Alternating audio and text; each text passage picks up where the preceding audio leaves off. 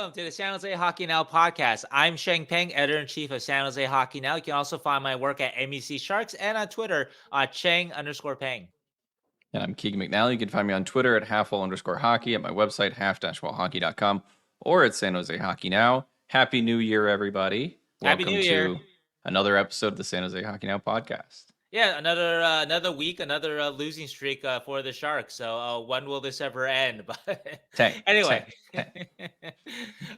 we have a fun episode today. Not all doom and gloom. We're doing our Sharks midseason awards, which sounds like a lot of doom and gloom, actually. But it's not just awards. We're also going to talk about. We're going to predict the trade. We're going to talk about our sleeper prospects and also kind of our surprising prospects for this year. So we'll kind of shed, kind of look toward the sunny side of things too. But also too, we will talk about the reality of the Sharks. So we have a most disappointing player award too that looking forward to because there are so many candidates for that. That's so many great candidates. Right? I think it's the Golden Globes tonight as well. So this is all fitting for an award perfect. show. Yeah. We're also this week going to get into a couple things. We'll briefly touch on that the Sharks are bad. And they keep losing since we last talked. They've lost to Colorado, Detroit, Winnipeg, and Toronto in 4 straight games. We're going to mention the World Junior Championships and some of the outcomes of the Sharks prospects. I do want to say, though, we're going to have a longer episode on this probably next week with a special guest that will help maybe us. 2 special guests, too. So we maybe have some 2 topics. Yeah. To help decode what happened during the World Junior Championships, but we'll touch on it briefly. Talk about the Kahkonen trade rumor that was out there this week, although it seems like it might mirror the Blackwood trade rumor from a month ago. The Studnicka, Jack Studnicka getting sent down to the Barracuda and why that seemed like it made sense. Some IR updates, Couture and Benning. And then finally, we'll talk about All-Star Hertl and our mid-season awards. So it could be a long show. All right. Where do you want to start, Shang?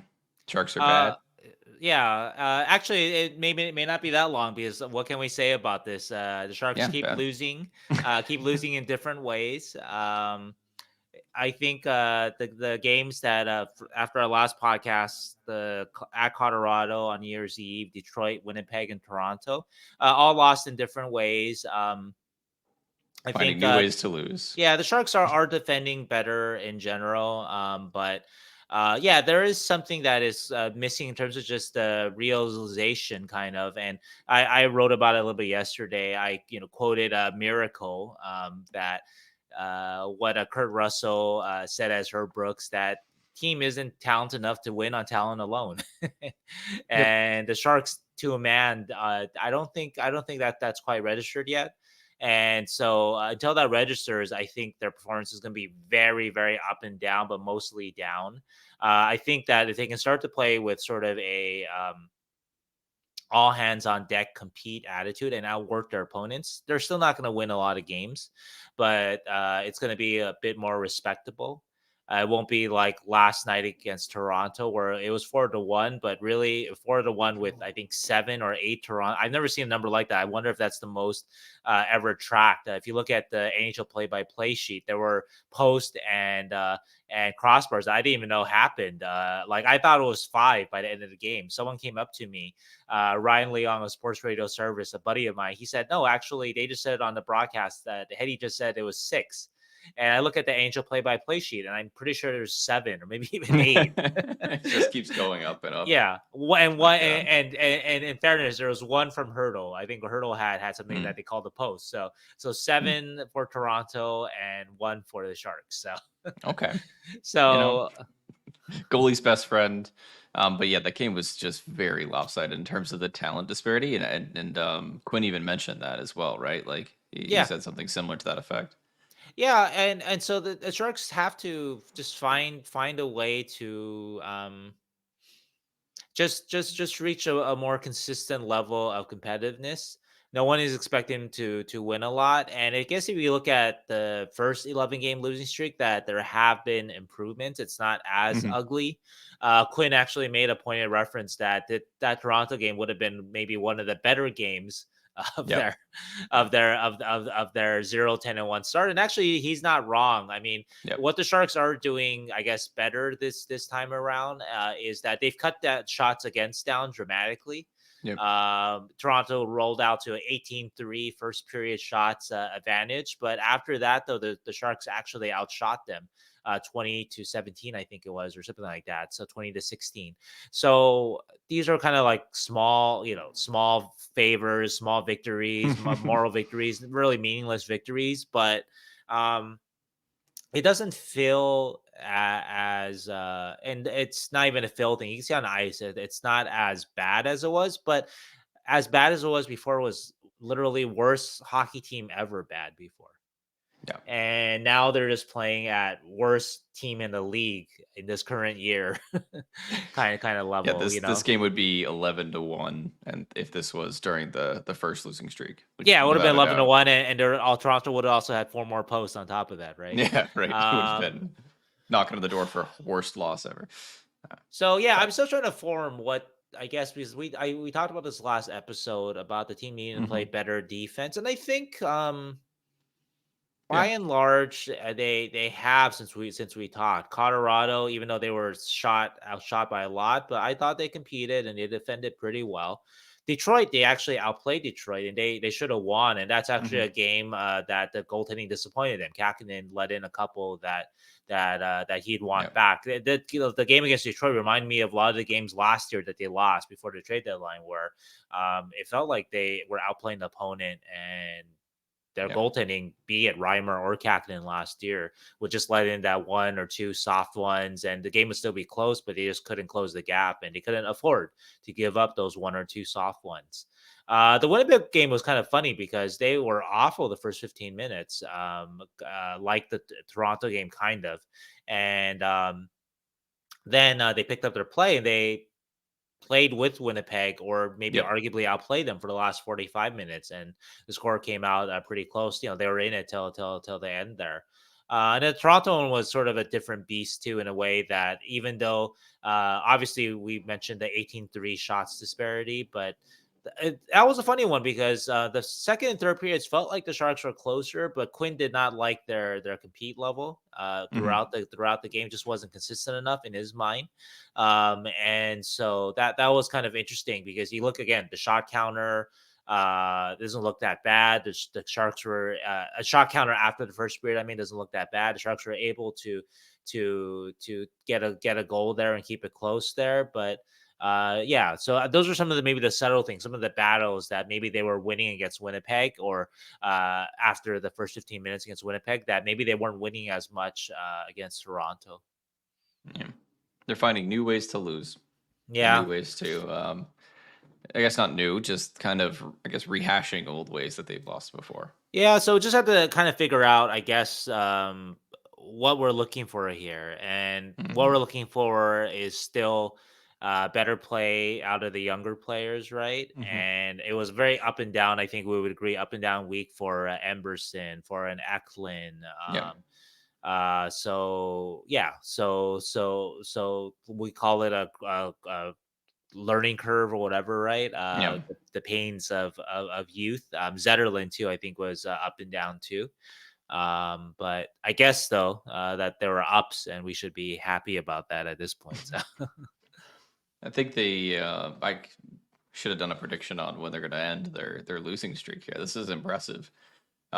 With like really just not even maybe a few close games in there that like maybe they should have won or got a point of, but like this is just bad. It feels closer than before because, like I said, Detroit won, they should have won. Yeah, for sure. I even think Winnipeg was close. Yeah. the loss that started it all, the 1-0 loss in Arizona, they Yep. didn't even like how they played, but they were in that game. Hmm. And of course that's the two disallowed goals there, right, in the third period. Yeah. So yeah, so again, it doesn't feel quite the same, and just the strict stats, the 0-10-1 start, that was a -42 goal differential, which prorates to worst ever in history. And then this 11 game losing streak, it's not uh, great by any means. I think it's a -31 goal differential, but if you do the math, that's just like typical worst team bad. Not historical bad. Yeah. Well, we're about to be So past the halfway point of the season. yeah. So we can finally turn those clocks onto tank mode and just talk about Well, the does it get tank. worse though? Is, Uh, is my question at the trade deadline if they are able to move a couple pieces that are quote unquote keeping them competitive, right? yeah, Which especially their maybe they are, goaltending. right? Their Yeah, goaltending, or even a guy like Ferraro. sure. So yeah, Can it get worse? And then yes, if you I look at think it what can. the team that Chicago is icing currently, the Sharks really do have to worry about like how bad theoretically Chicago can get because That's they're out true. with their Bedard's gone, Foligno's gone for the time being. They have like $35 million in injured reserve this year, and then their lineup looks like an AHL team. If you look at it, you're like, oh, this is a Barracuda. It's not the Barracuda. Sometimes, though, of course, and we've seen this in the past, Yeah. and that sometimes you have a few less skilled players on your team, but maybe you bring in guys who work a little bit harder and Hmm. compete better, and then your results are better. And They won against so, Calgary today, which is yeah, very I much don't mean helps the specifically tank. Chicago, but Yeah, I'm actually talking about the Sharks after the deadline. But yeah. Anyway, not that we're all penciling in Macklin Celebrini cards just yet, but it's getting nope, closer in my only a brain, I think. 25% chance. So Yeah, I am doing a lot more review of the upcoming draft class, and I don't think it's as good as last year's in general. So sure. there is that kind of worry that, man, if you don't get that first round or first overall pick, this might not all be worth it, guys. Do you think that it's Celebrini and there's a drop off, like a pretty decent Yeah, drop off? Okay, yeah, for sure. because Celebrini does excite me in the sense Yeah. that his billing, and we talked about, I Hmm. think last week, like comparison of a Anze Kopitar versus a Patrick Kane. And Yeah. I would build around an Anze Kopitar or Jonathan Taves like every day of Hmm. the week. If I had to pick one guy as my building block first, I would pick that and pair him with Will Smith and a William Eklund instead of building around a Yeah. Smith or an Eklund. I would build around a kind of a set it and forget it two-way defenseman that or some center that you hope is going to be in the Selke conversation Hmm. every year. That's yeah. Yeah, I think that I wouldn't say that that's like certain players, that they're going to be very Mhm. defensive oriented and that like their game is already so polished. I wouldn't say that's what Celebrini is yet, but you just know that his brain can go that direction. Right, right, and Yeah. a guy like Kopitar wasn't like that at the Yeah. beginning. So It's going to be there. And I have a lot of faith in him as an AHLer, probably next season, to be honest. So, all right, let's move on from the Sharks are bad because it just makes us sad. And talk about Team USA and Will Smith. Um, Chang, did you watch any of these games? Did you enjoy them? yeah, yeah. I caught a lot of the medal games, and yeah, I liked what I saw out of Smith. I thought that he was one of their better players in both those games. Hmm. Even like just for example, like the two quick goals that his line gave up against Finland. I don't see those are not things I thought, oh, that's Will Smith. What is he doing there, right? I mean, he's not a perfect player. He's careless with the puck. Sure. Um, that's his game, right? He's a risk. High He's a risk, high risk taker, reward kind right? of guy. Yeah. And I think that you can iron some of that stuff out. But in general, I felt pretty good about what I saw out of him. I don't know if he's going to step in and be an impact guy next year. Yeah. But I think that on his course, though, I think you feel pretty good about his course. And in his improvement because I during the preliminaries in the group stage, I don't think he had his best games at all. And Right. then it's they exactly what Team USA wanted, which the third line to dominate the bottom six, like on the other team's third line. And that's what they did. And Smith was a huge driving factor in that. Every game it felt like in the elimination stage. So I I want loved to it. say for him too, though, that it wasn't like he was just dominating like bottom six lines. Like on a Sure. power play, he was. I think in Finland he was PP1 at Hmm. center. I think they may have switched that up in the They Sweden did. game, but Yeah. he had an assist on a Snuggerud goal, right? Yep. And so definitely, as you said, like that third line to have a third line like that on any other team in this tournament, maybe even Canada, that's a That's your top six first. line, Yeah. right? Yeah, maybe not first on Canada, but second line, right? And then any of the other teams, maybe that's a first line, right? Mhm. And so that speaks to, of course, how deep USA was. But I guess what was impressive about Smith was that that that he that he stood out even in the on the deepest team Yep. in the tournament, right? You're right. That I think so. Even though he didn't end up being in that discussion of MVP or whatever, Mhm. he clearly was, especially in the medal games. Clearly was a top player, and I think arguably the best player. But maybe that's stretching it. But he was Yeah. very much kind He of in made that the conversation at least.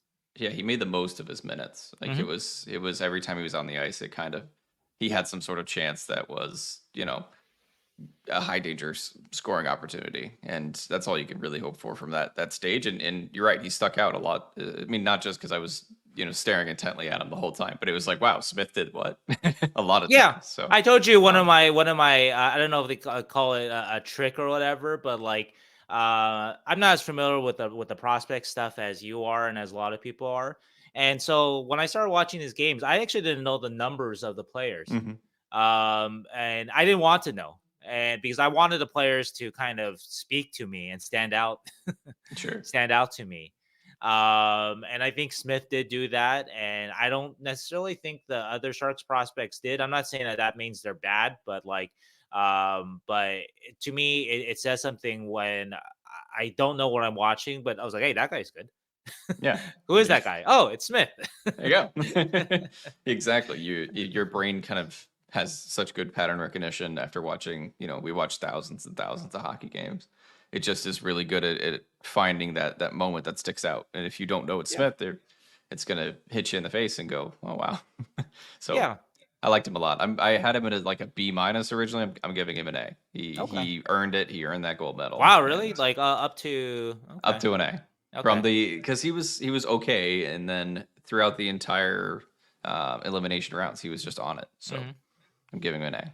Okay, okay, I'm in the Christmas giving spirit this okay. week.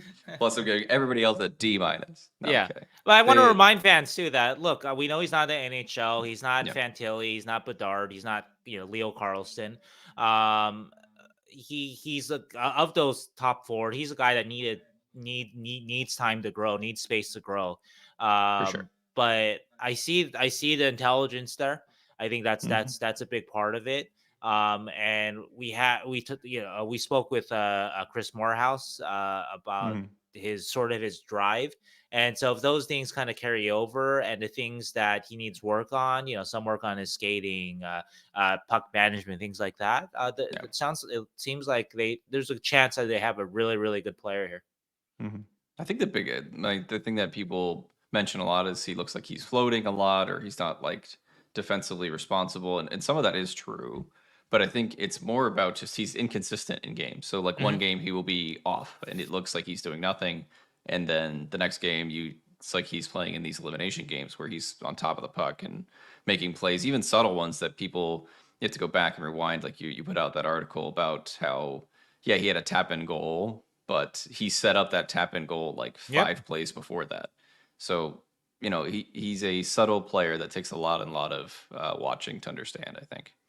Yeah. And you could catch one game where you're like, this guy's not it. Like why did we get Leo Carlson? We're stuck with Will Smith kind of thing. And then you watch another one where you're like, this guy, the competitive fire is there. Like I can dominate. I can really, be the best on this team kind of thing. So that's what gets you excited about Will Smith. And this is Yeah. two, international tournaments where he's come out as like a big star or a big reason for getting gold. So I love it. A for Smith. Do we want to do the rest of the grades? Should we save that for next week? What do you think? I mean, we can just talk impressions if you want a grade. I don't know if I have grades, but Sure. yeah, we can update the grades. Yeah. Let's do it. Okay. Pohlkamp didn't play like at Didn't all. really Says play. Yeah. So so I gave him like a B plus or an A minus. I don't remember what I gave him in the group stages, and then he just didn't really play after that. was he dressed? They just didn't put him out there He was because dressed he because shows up. they Yeah, he shows up on the yeah box score, but yeah, there's he no gets like minutes. he gets like a shift or two. They're He didn't no though number server. the last couple games though. There's not even a I think minute. he I Did think he he got get like one finally? 35 seconds in the gold medal game or something like Maybe at that. the end, right? They gave him Yeah, I think they yeah, just put him like out there. yeah. Okay. So he got basically Rinzel took his spot on that last pairing, and Hmm. Rinzel did fine. Rinzel was a first round pick, and he's big. I think that was another thing that Team USA wanted was some size on their blue line in the end. And Pohlkamp's not a big guy. He plays big and he hits and he's physical, but he's just not a big guy. So Well, using my test for seeing guys on the ice without knowing their numbers, Pohlkamp was invisible. So shame on completely you. invisible. I don't know. I'm giving him a B. That's being Solid. generous, but okay, that's fine. Yeah. Well, I mean, he the games he played in, he looked good. So He looked I good. don't know. Okay. B minus. Let's do that. Yeah, I'll tease this too. I've been talking to a few NHL amateur scouts about what they saw at the World Juniors, and yeah, I've heard some good stuff about him. So Let's move to no one's too hard team. on him for being a ghost in the last 2 games. Yeah, that's fair. Team Sweden was their opponent in the gold medal game. Team Sweden featured Filip Bystedt and Mattias Havelid. Speaking of ghosts, I did not see a lot from Filip Bystedt after like his pretty decent group play. He just looked like he offensively wasn't very impactful, I guess is the right way to put it. He had a few good, like transition plays. He would carry the puck up ice and kind of set up things for his teammates in the offensive zone, but then nothing really went from it. Hmm. And I didn't remember any or not a lot of high danger shooting opportunities for him either in the gold medal game. So he's definitely getting a downgrade in terms of his his grade because I think he was at Yeah, a B or something like that. it was definitely a tough medal round for him. Of course, he's hard to miss on the ice because he's so big.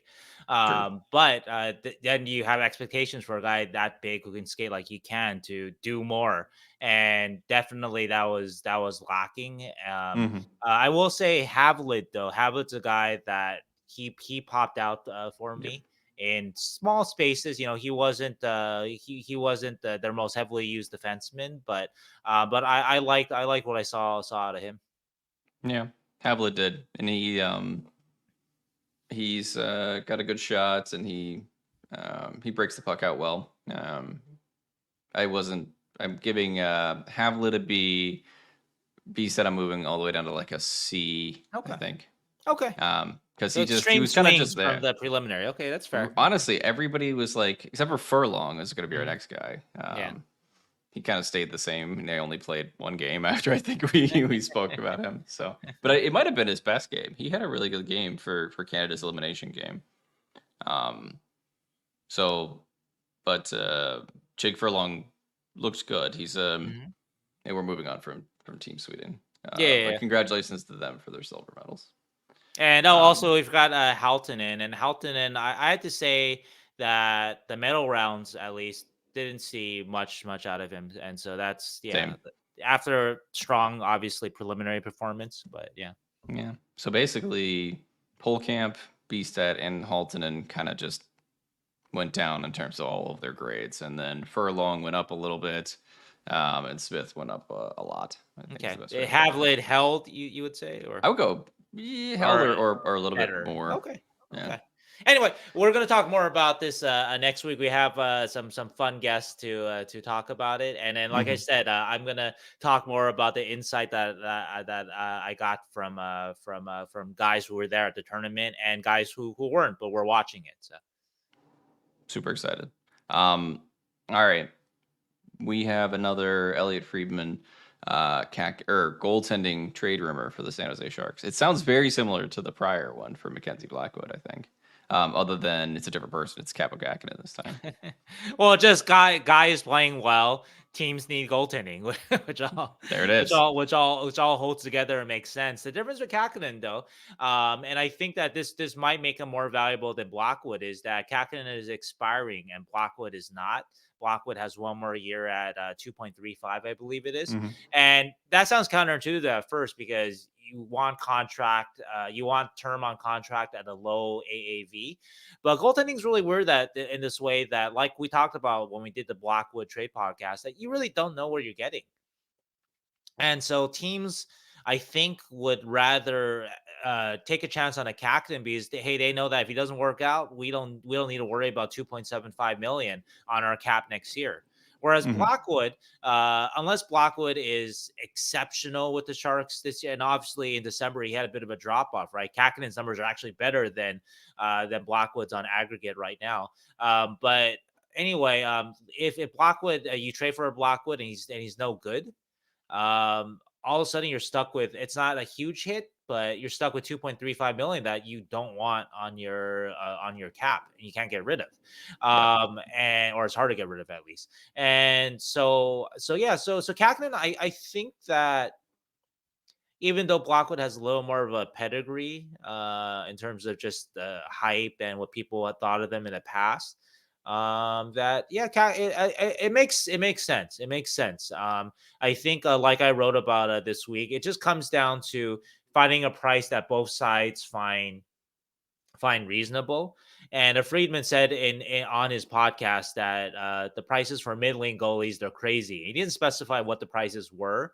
I think Kahkonen does fall along. Middling sounds like an insult, but basically in Mhm. goaltending, and Friedman talks about this on a podcast, but we've talked about this before a lot too, that there are your Hellebucks, your Shesterkins, your Sorokins. These are your franchise superstar goalies that they're gold. Um, there's a middle class of goalies though that most of the other starters in NHL fall into, the 20 or so other starters or whatever, right? Sure. And those are the guys that you really don't know where you're going to get month to month, year to year, et cetera, right? And that's sort of why they're in that middle ground. They're obviously talented enough to have fantastic games, win you games, even maybe win you playoff series, but they aren't 50, 60 game guys that you can just kind of set it and forget it. And you're going to get a 915, 920 save percentage out of them, like a Hellebuck, for example. Yeah. So they're basically, there's that middle class of, if you don't want to use the word middling, there's the Middle middle class. class of goaltending, and those guys you really don't know what you're getting. And Freeman also made the point that is 100% correct, that even though Kahkonen has played well this year, and he did say that teams like him, teams are interested. You don't know. You don't know what he's going to be if you give him the load, if you want to make him your starter, Yeah. or what he's going to do in the playoffs. You just have no sense of that, because he hasn't done it before. And so anyway, I think that it comes down to just finding the right price. And if a team will meet it, then I do think that the Sharks, I guess I will say that of between Kahkonen and Blackwood, if they perform exactly the same, Mhm. that I think they would rather have Blackwood, the Sharks in this case, because then they know they have him at another year at a low cost. Whereas if Kahkonen performs well, he's UFA. Are you really going to give him, like, just for example, a guy that came out of nowhere, right? And suddenly he's making a lot of money, Aiden Hill, right? Obviously, Aiden Hill won a Stanley Cup. It's a different thing. But like, if Captain has a good year, like, what are you prepared to give him? How much do you trust him? Last year, obviously, was very poor for him. And then his time in Minnesota was up and down. There were good stretch. There was really fantastic stretches, and then there were poor stretches in Minnesota. So what do you give for a goalie that's a UFA that you don't know you're not sure what you're going to get out of him. And so anyway, so I guess the reverse works for the Sharks. If they perform again the same, that they would rather have the guy with little cost certainty. But And I think just because he is a UFA, I honestly think that they're more inclined to trade him. But we'll talk a little bit that about too, that maybe that on. too, right? And that's another small thing too. Yeah, that Kakinen was a Joe Will guy, right? That's when Joe Will Sure. was the interim GM.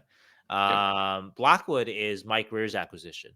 Yep. And so I think that is a fair point. I think, again, this is assuming that neither goalie kind of moves ahead of the other over the next month or so.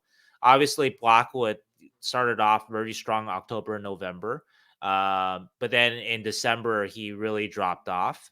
Mhm. And actually, Kahkonen is a bit ahead of him now in terms of goals saved above expected, raw save percentage. Not a huge amount. Like Blackwood can make up. Blackwood has 2 really good weeks. Blackwood can make up the difference. So it's not Yeah. like it's a huge difference. But Blackwood was pretty substandard in December. So anyway, Mhm. I'm gonna go back to our Blackwood trade conversation. Goaltending, man, you if someone offered you that's who's not taking a second rounder for Blackwood right now? I don't know. You tell me, right? But who among Yeah. you? Yeah, at this point, it's not looking too great. He's had a lot of rough games, although he had a few this past week that looked okay. But Right. He was yeah, really good. Blackwood was really good against Winnipeg. yeah, And so yeah, so Blackwood could turn it around. Blackwood he had a good October, November. He won Player of the Month yeah. both months. Granted, those are fan voted awards, but he deserved it. Sharks team Hmm. was awful. Blackwood was the team MVP through those first 2 months, but couldn't hold Hmm. together or couldn't keep it together in December for whatever reason, right? Goaltending, right? Who can figure it out, Yeah, right? I guess that's my point. If someone is willing to give you a premium asset for one of these middle class of goalies, then you just take it and run, and you sign Aaron Dell or something. I don't know. You might want to go stronger than that, but still, you just kind of take it and big run. If time. someone's willing to give It's you, you Magnus can't, Rona no, you can't, time. you You know can't big what? time it. But I'm kidding. We got to get him a quality start one of that's these true though. Yeah, days. hopefully by the end of the year. Yeah. So, but One quality start for But Magnus Rona. but yeah, the point is someone's willing to give you a Hmm. premium outfit, which I consider a second rounder to be. You just take it and run. And yeah, you're gonna Yeah, have a big hole in goal after Kakinen if you trade a Blockwood for a second, but you just take it. sure. And I'd say the same exact thing about Kakinen. That someone gives you. I don't know if I think I would take less for Kakinen just because he's going to be a UFA, and I don't know if the Sharks plan on re-signing him. Yeah, I don't Um, think they do. so yeah, so I would take a little bit less. But again, if you get if whatever your price is, if it's met, take it. Yeah, That's fair. And as much as we like to joke that maybe not we, but some people like to joke that NHL GMs are stupid. They're not dumb. They are craving consistency in their goaltending right now because they have seen what's happened to like Ilya Samsonov and Campbell and these guys that and Cal Peterson and like these dudes that were always in that middle class of goaltenders, but had really good years, and then all of a sudden now they're bad, and they have to stick with these contracts for however long. So they're craving a consistent goalie for the playoffs, and even Blackwood's like mid-season inconsistency could harm his trade value. sure. Even if he's looking great at the trade deadline, they still might be hesitant because of what he does in December or whatever, even on a bad team like the Sharks. So I think they're going to be looking for who's the most consistent goaltender throughout the year to take at the trade But deadline, that and is that the might funny thing be because Kakinen. that consistent goalie though is those guys are like locked Hard and to under find. key, like the really Yeah, consistent exactly. ones, not the ones consistent just this year, but the ones Yeah, that year after year, right? And so yeah, so Kakinen might be the best asset for that night because he's a UFA, so the risk is very low right, for NHL GMs, like you were right. mentioning. So I think he we'll maybe talk about him later on the episode Yeah, but I think it's a reasonable rumor, though. I guess I'll for leave it sure. at that. It makes sense. I know I have a lot of questions about the Ferraro one, just because Mm, I like Ferraro, which I've said many times, but I don't think the league likes him as much as even I mm. do. And so yeah, but Kakinen makes sense because again, UFA, low risk, and teams do really need another goalie. So All right. Briefly, Jack Studnicka was sent down to the AHL. yeah, uh, That's the headline. I think it's important, and it's my own fault that like I didn't really realize this at first about the CBA. I'll admit, right, that when I first looked at it, I thought, oh well, it makes sense. Center goes down, Couture is close to ready. Couture is going to come back, Mhm. but like the exact rule is okay if a guy clears waivers, which Sneaka did in November after Vancouver waived him, and he plays in if he plays in 10 or more NHL games after that when you send him down, he must clear waivers. If Mm. he's under that, if he's under 10, and Sneaka is at 9 NHL games with the Sharks after he cleared waivers, you can send him down without waivers, without risking him. So what this tells me is that the Sharks, obviously Studnicka didn't do enough that he was guaranteed an NHL spot. And let's be honest, 9 games, 0 points. It's not even about the points with him. He didn't create a lot of offense chances, Yeah. right? He was just fine defensively. He is fast. I think he does have like fair instincts, decent instincts at it. But even though he's long, but he's not that strong, I think. Mhm. And so I think he just was okay defensively. Um, so anyway, like he didn't do enough that you had to keep him at this level for sure. He did not. But the Sharks like him enough that they didn't want to risk losing him on waivers, and they think that there might be some upside to him still. And anyway, Quentin said something interesting about him yesterday when we were asking about him. It's just that Sneaka has to, he's at that point where he has to go down and kind of change his game a little bit. He has to know that he's not going to make it exactly as he was, and he's got to change his game. Yeah. And I asked if Nico Sturm was a good example of that, and Quinn agreed. And what that all means is that basically, everybody, and Quinn actually said this, that a lot of third, fourth liners in the NHL, they were big scorers back in the day, be it in the AHL, be it in college, be it in juniors, right? For sure. Yeah. And when they get here, though, they realize, well, they're not going to be that guy anymore. They're not going to be the star of their team. They're not even going to be their second line guy, right? And Sturm is a great example of that. Sturm was a scorer at Clarkson in college, and he comes here and I think he realizes fairly quickly that, okay, what I did at Clarkson, that's not going to cut it here offensively. And so he changed his game and he became a model fourth line center, won a Stanley Cup as a fourth line center with the Avalanche.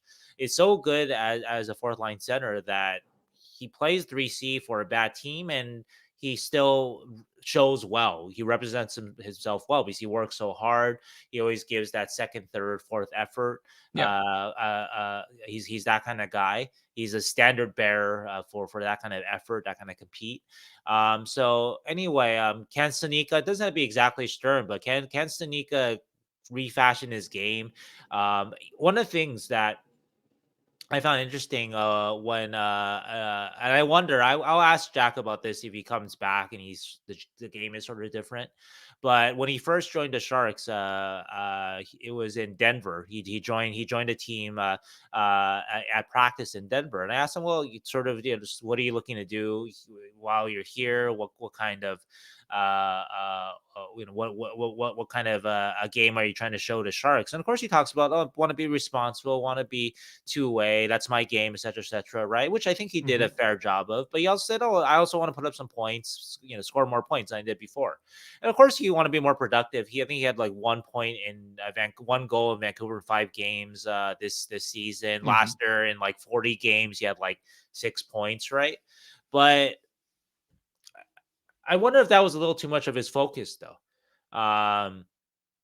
And I wonder if he goes down there, that the focus is just about turning into the best defensive center that he can be. And if the Sure. offense comes along with it, then the better. And obviously with the Barracuda, he's going to get a lot of offensive touches too. So he can build some confidence in that area too, that I didn't see really at least with the Sharks, offensive confidence. He tried plays that just didn't work, that just weren't really gonna cut. A couple plays I wonder about just didn't even they had no chance of working. I wasn't sure why he tried it, that kind of stuff.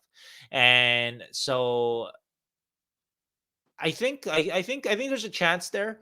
I'm not saying it's gonna happen because it usually doesn't, after a guy gets waived and whatnot. But again, there is a reason why the Sharks took sort of the middle, sort of, instead of just risking him on waivers and trying to stay competitive at center with keep him on the team until Couture gets back and then waive him, Mhm. which I sort of thought was going to be the course of things. They're just gonna go. They're just gonna they're gonna send him down, let him work on his game, keep him from waivers, and keep rolling out Luke Cunnin at center, which I know they don't want to do, but Yeah. but they don't They really have tried. any other choices, right? They tried Studnicka out, and he definitely wasn't good enough that he has to stay here. Sure. And we'll talk about this guy later, but guys can surprise you though. So don't discount Studnicka just based on 9 games. Sure. Yeah. We're gonna talk about Zetterlund a little later, right? Guys can surprise you. So Yeah. so they like him enough to keep him, I guess is the point, to protect him from waivers. And so we'll see if he can kind of refashion his game a bit. I think yes, they liked him enough to keep him, so they wanted to protect him from waivers. But also because they did spend assets to get him so quickly, they probably were more like we if we lose this guy immediately to waivers, we just threw away a 6th round pick for literally nothing. Well, You know? the point is, like, they traded, even though it's not a lot to give up, they traded a tangible asset for somebody who was on waivers because they liked the guy. Yeah. So even if in those 9 games he didn't show enough of it, obviously, again, to They keep him in want to the see if he's NHL, gonna. Yeah. yeah. So there's something that they do like about him that they think is worth the risk of a 6th round pick. Yeah. And I mean, it's not going to harm the Barracuda either. I think he'll He'll do be well good in the there. CUDA. Yeah. Yeah, Yeah. he So was a that point per game player. I think over his AHL career, he's shout out to Josh Fragellum, who wrote the story about him. But I think over his AHL career, he's a point 75 points per game player. not That's a bad. very good. That's a Yeah. very productive AHL player, and so he's gonna be fine down there. Hmm. I think And it's just they like could use it too. they definitely can use it, right? Because they don't Hmm. have the Barracuda, right? Since they moved Bordeleau to wing, they don't really have a true kind of top centerman, right? And No, not that Bordeleau even was that, but yeah, they don't have that. And so they Studnicka, rotate in a bunch of guys and then try. right? But So yeah, it's Studnicka not. can, in theory, be a top AHL centerman. And again, he can in the little areas show that he's changed his game. That yeah, I can score at this level, but I understand that when I move up, that's not what I'm expecting. That's not my game at the NHL level. And so maybe that was the plan all along. Was I mean, obviously you want him in the NHL, but you got a guy now that can kind of go between um, both leagues. Well, not really go between, but for now, stay in the AHL. And if he develops enough there, he comes back up. Yeah, I It's think kind for of sure that was part of the long range they plan needed because more center depth because they're so injured and all that as they well. needed it anyway. But I think they kind of knew that Couture and Sturm. Well, maybe Couture didn't know actually, because Couture, that was back when Couture was just started skating. But Sturm, they knew his injury, that he's going to come back at some point. Hmm. It's not like Sturm's injury was a season ending. Sure, But yeah, so I think they kind of knew that this could happen with him, and so again, that's why after 9 games, send him right down and don't risk him to waivers. And if someone does pick him on waivers, honestly, it shows that hey, there are actually other teams that like this guy too at sure. this time. So yeah. Okay, brief IR updates before we get into our Mhm. midseason awards. Yep. Couture, maybe Yeah, sometime soon. we'll see. That's kind of it. Hopefully on a road trip. So yeah, we'll see. I think it is good that we actually have some kind of, even if it's very like nebulous, Hmm. or not. It's not a hard timeline, but we have like a hope that it might be in the next 2 weeks, as opposed to before. It's like, well, we have no idea. We have no idea, Yeah, which is really literally what it was over the last month. And going back to training camp, it was just like, don't know. We'll see how he feels. yeah, Don't know. We'll see how he feels. And so now we have sort of a hope that it'll be during the road trip. Not to say so much so that like I don't know. It's tough. The exact question that was asked of Quinn was, um, might there be an expectation that he plays on the road trip? So the word mm. expected is in there, but then there's also the word might. Might, expected, So possibility, yeah. probability. Yeah, And Quinn did answer affirmatively, like without hesitation. So I guess I'll just say that like Logan continues to look good in practice. Doesn't seem to have any setbacks. Um, so yeah, so I do think it is very it's very reasonable to be hopeful that he will be back, as they mentioned, sometime on his road trip. So. and then Matt Benning got put on season-ending IR. Yep, Um, hip surgery, same injury that's plagued him all season. mhm, Part of the reason why I want to bring him up is I think Matt is very, very underappreciated. He has been dealing with his injury all season, as far as I understand it from Quinn, and that it's definitely slowed him down, this hip injury all mhm. season. And so we haven't seen the best of him this year. And we saw a bit of that last year. And sure, the best of Matt Benning is not a top 4 defenseman like he was for the Sharks. He shouldn't be playing that, but he's a very good defenseman that I think would look great on the bottom. I've said this before, bottom pairing on a playoff team. But more importantly, though, the reason why I spending more of a moment on it is that we talked about this. I talked with Quinn about this today. Mhm. Of course, after the Toronto game, right? Quinn's big thing was compete. I was just disappointed with the guys compete, right?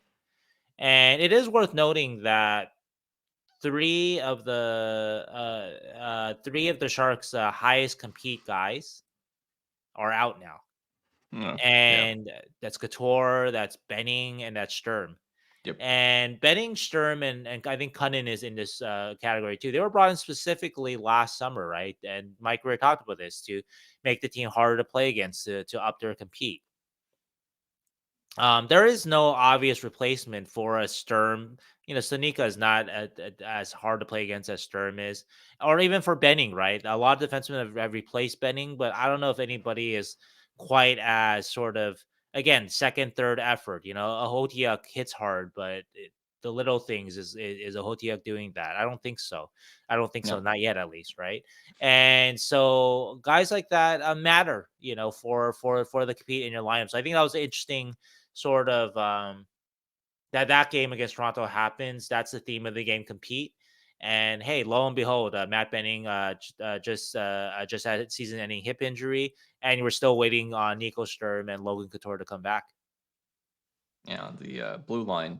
We're going to talk about possibly the best defenseman here coming up on our midseason awards, and it is rough right now choosing the best defenseman because it feels like the not only from injuries but just the depth chart is, and we knew this going in was pretty poor. And Yeah, Benning was one of the few, like, this is a NHL defenseman for sure, yeah. and a guy that competes well and shows well, and he's not there. So A and healthy he Benning would be every night in this lineup. So exactly, and yeah, there's no question about it. So get well soon. Hope he recovers well and then comes back for next year because it's a good signing. An interesting. I know a lot of people got mad at like the term for that signing. I think he got signed to a 4-year yeah, contract, was it? yeah. Um, but I think it's so far has played dividends other than this season ending injury this year. They had to So give the extra year to get guys to come over here too. That's one yeah, thing that people forget, that like people and don't necessarily want to come to this team yeah, that's and so that's so bad. Yeah. once you get the AAV down to where if you waive Benning, it counts for nothing Right, against your right, cap. Like, right, what does right. it matter? He's just a solid NHLer. Yeah. Keep him. Yeah. Okay. If you all weren't aware, Tomas Hertl was named the San Jose Sharks All-Star selection. They're doing a little bit differently. There's like I think 12 that are fan voted, and then 32 taking a picture of your Mhm. dog. I imagine. Yeah, yeah. My wife I knew it was. is on a plane, so I knew it anything to was. do with me, it's if I'm doing something unusual, are you doing this for your dog? Yes, It's I'm doing it definitely for your dog. Mushu. It's always for Um, Mushu. so congrats to Tomas. That's awesome. I think it kind of that's what made me think about this topic for this podcast was we should do a midseason award because I think Tomas Hertl segueing into it is our midseason MVP. What do you Mhm. think, Shang? Yes, I don't think there's any doubt about that. McKenzie got off to a good start there, but obviously his December Hmm. wasn't great, and all season, even when the Sharks weren't scoring, that first 11 games or so, 0-10-1, Tomas Hertl would look like the only NHL competent forward. Yep. Like clearly Yeah. NHL skill Top skill six forward. forward. Yeah. Skill forward. Nico Sturm still looked good, but he Sure. A looked top six Nico forward. Nico looked like like a third, fourth line forward. But Thomas Hertl was the only guy that was making plays. And anyway, Hmm. so Hertl is the clear MVP. I don't think there's any question. I'm gonna dig more into it around the All-Star break, but my suspicion is that the area that I've seen is that he just beats guys at will again. with Mhm. his moves, and not, of course, not 100% of the time. And he is not the fastest guy, so you can catch him there, right? But like when he enters the zone, or when he's got the puck for just a split second in the offensive zone, down low or whatever, but not even down low, even when he just, like I said, just attacking the neutral zone, or on entries, um, he's going to beat his first guy. He's not going to beat Yeah. every guy because he's not Connor McDavid, but he's consistently going to beat that first guy that's going after him. And there's more of a respect, I think, seeing paid toward him too this year too, in terms of teams are kind of backing away from defending him. I think last year you could take the puck off of him easier.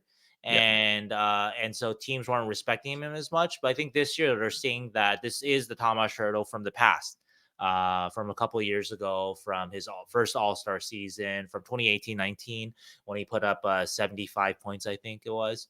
That Tomas Hertl, that's basically what we're seeing right now. And this isn't to add to the leadership component that has grown this year, in terms of being able to be more positive, and even a more difficult season than last year. I think last year at times Tomas had trouble being positive because the losses were pretty bad last year, Sure. heartbreaking losses last year, and the team felt like it was close. Maybe that's more frustrating when a team feels like it's close, and it's losing close, at least before the trade deadline. But this year, though, in arguably worse circumstances, definitely a worse team. Tomas has done a good job at just staying positive, good body language, not getting too tight, worked up about one play that goes wrong. So being a good example for everybody else, for young players, obviously guys like Hurdle and Eklund. I'm sorry, Zetterlin and Eklund, who have played on a line with him this year. Eklund right now. Mhm. So yeah, so the whole bit of it, I think that Tomas has been very good this year, and he deserves all the praise, and I'm glad to see him come back, bounce back after a tough year last year. It seems like he would be the unanimous Yeah, MVP vote, like if you were looking for. who's number two? I Um, guess that's a better argument. yeah, that's a good point.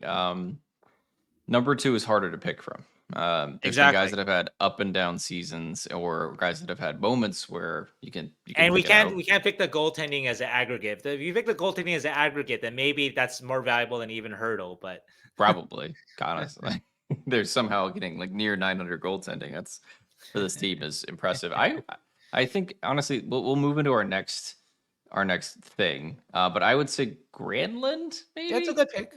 So if we're gonna do MVP as Hurdle, we're gonna say Granlund is best forward, I guess, because you got to do this like it's kind of like a senior yearbook style where everybody gets an award. No, you don't have to do No, that. okay, I'm I was just wondering joking. who your number two vote for MVP is. It would probably be Granlund. It would I still think be Granlund. he. Okay. I think so. He's didn't start off well, but then since then he's the only one still on a consistent good trajectory to be playing at his station, like where he is in the lineup. He's meeting that expectation better Mhm. than a lot of other guys, I think, right now. I would still go with Blackwood for my number two Sure. MVP, just because he was really good in October and November, and whatever points and wins the Sharks got in those months, a lot of it was because of him. And that's when the Sharks were still really being outshot by huge margins. I Sure. think the Sharks have kind of calmed that part down the last month or so, in terms of not being outshot like 37-20, 42 to Hmm. 18 or whatever, right? And so yeah, so I would go with Blackwood, and then the Granlund's a good choice. So my best forward is clearly going to be Hurdle. So I don't need to do the yearbook favorite. I'm doing it. Not everybody gets a medal here, Keegan. All right, this isn't high I'm school. doing Okay, it. this isn't elementary school. No, But it's picture day. It's no, it's I think the like yeah, and honestly they're not that far off in terms of their stats. I think Granlund's got like 26 points and Hurdle's got 28. yeah, Um, yeah, actually, if you do so the pretty All close. Star, I actually was doing this for something that I actually haven't written yet. But Mhm. Granlund really started getting hot November 25th, that Vancouver game when he scored that incredible goal, right?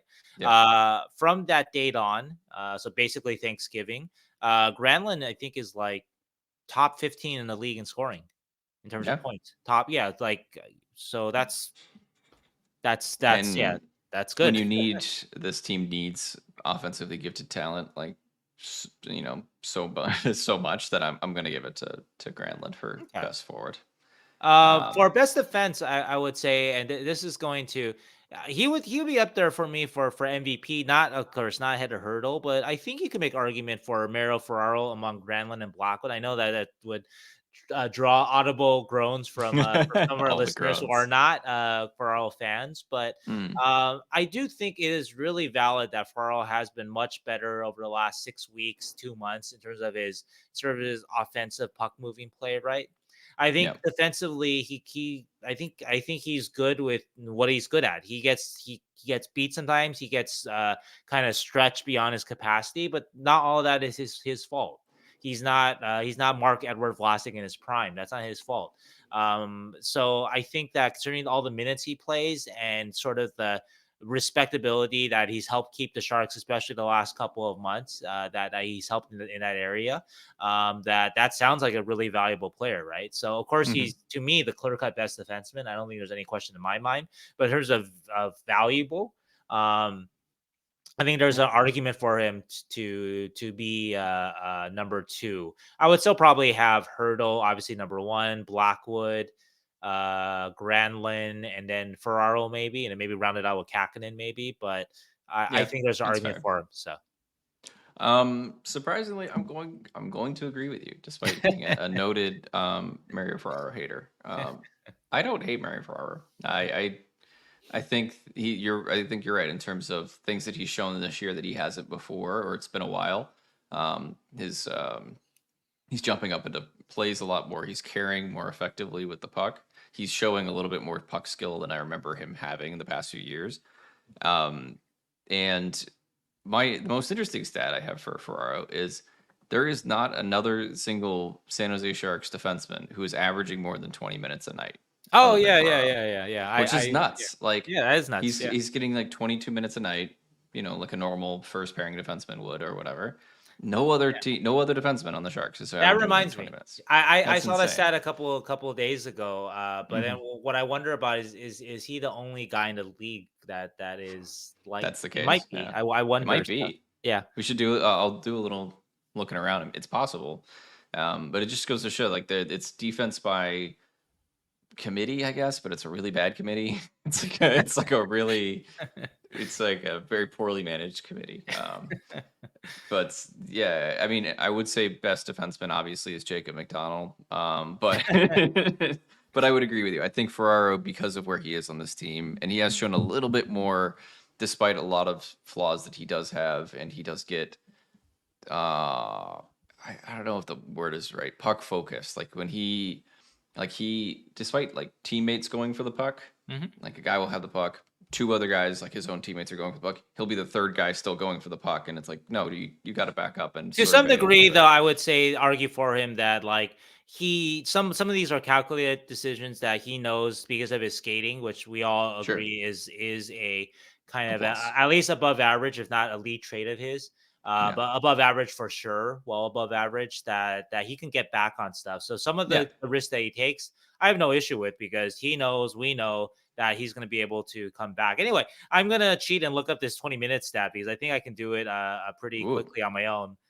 Just the NHL filters. Okay, he's not the only guy. I see oh, he's okay, Heiskanen, which again, how many really, times have I said about Dallas? I've told you guys just as non sequiturs that they've got to be kicking themselves. Should have traded for Brent Burns, whatever. They he they beat they in they 20 really minutes, hurt right? themselves. Yeah, they really hurt themselves by throwing that first at Nils Lundqvist. That was the exact wrong Hmm. guy to throw that for where they are as a team. Hmm. Um, Thomas Harley came out of nowhere and was like, "I'm great," so it doesn't matter. Sure, But that's fine. yeah, That's fine, but he's not playing. He's not doing anything besides being offensive, right? I assume, right? yeah, yeah, So yeah, so he's not a combination guy. And why not have Burns and Harley? sure, sure. So let's see. A cider. That makes Cider sense. apparently is only 20-minute Although I plus would on think that Detroit. Wallman would do it too, but I Well, I guess just not. put 20, so there could be somebody Might who's be close. Yeah, 19 he or might be something. 19ish or something like that, right? And let me see. That could be it. Mhm. Seattle. Yeah, Ferraro on here. Okay. So yeah, so there's only two Yeah, so two other Malman such teams, or Cider and Heiskanen. Heiskanen. Yeah. Yeah, Yeah, I wonder who's gonna eat Heiskanen's minutes. Isn't he hurt or something like that? that's a good question. Probably Yeah. Thomas Harley. Um, or Ryan Suter, right? It's gonna be Ryan Suter. They're gonna Probably, play yeah. I'm just Ryan actually Suter curious 20 minutes a night. since I'm bitching about it, Mills will looking okay. You know what? Harley does play 19 a night, so I'm gonna give him that. Sure. So I'm being too harsh on him. A little bit on the kill too, not too much, but a little bit. As and actually they do have Essa Lindell at 19, Mhm. Suter at 19, or they're close to Okay, so they 20 got a actually. couple So like yeah. around that area. On the other hand, the Um, Sharks have Burrows. I think that he's their second highest, but oof. yeah, someone's got to play Anyway, those minutes. so best defenseman has to go to Mary Ferraro, despite Your many flaws misgivings. flaws and all. I have liked he has shown more offense, I think, as well. So Okay. I just want to belabor the point though. Okay. Nils Lundqvist traded first round pick for him, 14.54 a night. that's I rough. mean, come on. I mean, That's a sure, rough trade. Harley coming out of like not out of nowhere, but okay, that's great Yeah, and all that stuff, right? That that's why the star one of the reasons why the stars are atop their division or close, right? But like mm, you could have used that first somewhere else. Doesn't have to be for Brent Burns, but it could have been somewhere else for sure, right? And those are the moves that uh that uh um keep you from winning a Stanley Cup. So yeah. This is true. They could have used that first round pick on many other things besides yep, a 14-minute a night defenseman. yep. But all right. Most improved is our next superlative, our next midseason award. Who are you going to go with most improved? I'm going to think about this one for a bit, although I think I have my answer. Okay, okay. I think your answer is better than mine. I'm gonna go with the obvious one, Fabian Zetterlin. Fabian Zetterlin last year, 22 games, 3 assists. A lot of, I read all the comments on my message boards because I have to. I'm a moderator. I'm sorry, on my website. A lot of hate toward Fabian, and it wasn't wrong. He wasn't very good. Yeah, Um, the only reason why I sort of like stuck with it is because the scouts I talked to, they liked him. They liked him sure. when the trade happened. So I trusted that the scouts I talked to, who their living is to watch and judge the game and evaluate guys like this, right? That they liked him. So I thought, okay, if they like him, then maybe there's something there. Based on what we saw last year, if I just judge based on that 22 game sample size, I'd be like, oh yeah, this guy's terrible. Uh, well, my career, your pro scouting evaluation is terrible. Whoever you have doing that. But anyway, based on the guys I talked to, that's why I sort of didn't rule Mhm. Zetterlin out. I wrote I think the only positive story about Zetterlin over the summer, and trying to look for why the Sharks acquired him, why the Sharks traded for Sure. him. And so yes, to see what he's doing now is I think again a testament to a guy writing a little bit about it, but he started off on the fourth line this year. He moved his way up. People always complain when a prospect is put on a fourth line as if that's a death sentence, right? And it's not. Whether you get 5, 10, 15, 20 minutes in NHL, if you are good enough, then and that's your time to show it. Yep. And a lot of guys don't. And a lot of guys have complaints afterwards. Oh, I didn't get enough run. I didn't get enough time. And obviously, if you give every prospect 20 minutes a night, I mean, sure, I'm sure there's some prospects that could benefit. So I'm not ruling that out. But I think Yeah. that's too easy excuse that a lot of fans, I think even players themselves use. Oh, I didn't get the time. I didn't get the chance. Um, I think every time you're on the ice, you get that chance to show something, right? And Zetterlund did that, and so that's why he got himself up to playing with Hertl, and now he's settled in next to Granlund, and he is, I believe, second on the Sharks in goals. He has more goals than Timo Meyer. Yep. And while he may not end up being that player, second line, first line player when the Sharks turn the corner, if the Sharks ever do, he may not be that player. He has definitely improved, right, leaps and bounds from what we saw last year. Yeah, he's a useful player, and that's what I like about the trade because it wasn't like he's a throwaway anymore. It's not like we were just dependent on Shakir Mukhamadullin and Quentin Musty to buoy that trade. It's like we have an actual NHLer, him and Ohotiuk, despite Ohotiuk's flaws. to be in our lineup, hopefully for the future. And he's an RFA after I this year. was told So with Zetterlund, the scouts told me that they thought that he would be not just a third liner, but a good third liner. yeah, And I think we're seeing that potential easily, yeah, because of his physic. The good part is a guy that you win playoff games with, that physicality that he has, that he plays with his. sure. He's not a skill guy first, right? He plays by trying to be strong, try to knock people off pucks, right? He's not like a big hitter or anything like that, but he's hard to knock off the puck, right? Yep. And so that kind of He's thick. physicality, thick, right? Yeah. So how much does he bench press, right? So a guy like that who can add some scoring touch, right? Mhm. Actually, you know what? We talked about comps. I actually forgot about this one. And obviously, this guy was a much larger guy than Zetterlund, but he also had this similar game where he was just big and strong, Mm. and he could pop in a clutch goal here and there. More than a clutch goal here and there was Ruslan Fedotenko, if you That's a good remember one. remember that guy. Oh And I yeah. know he had a one crazy playoff run with Tampa. I don't think he won the Conn Smythe, but He but had he had 2 goals in the cup final, like the last game of the game 7. Because I was a small child and I remember him I wasn't that small. How old would I have been? Yeah, I so don't so know. this is a guy that, okay, I'm looking over his But career, right? Like he scored, he had one 30, season 40 when he points, when some he of that. popped in 26 goals, but that was an aberration. He mostly was like a 15-20 guy. He Yep. did 50, he did over 15, looks like 7 times in his career.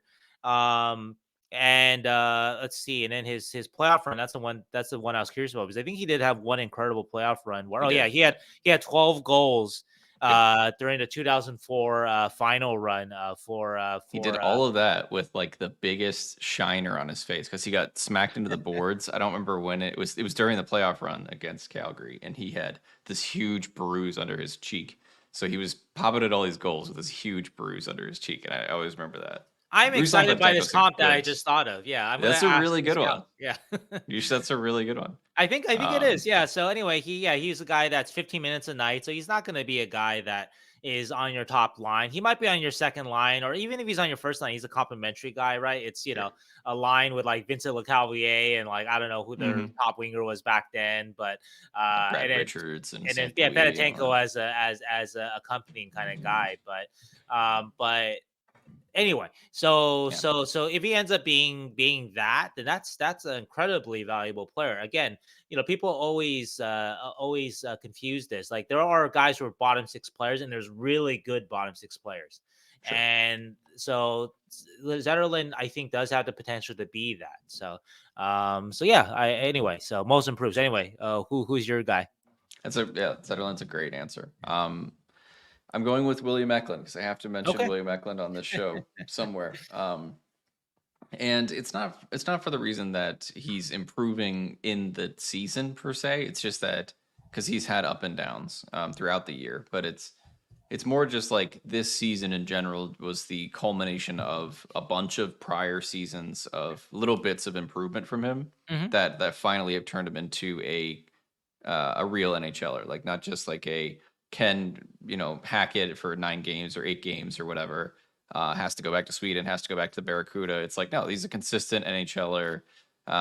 There is still up and down, and in Hmm. terms of his overall play, but there are also times when you get really excited about the plays that he makes. He can win you games in certain times, and that's what you've always wanted from William Macklin. So he gets most improved just because like all of the previous seasons have come up to this one where it's like he's never going to the AHL again.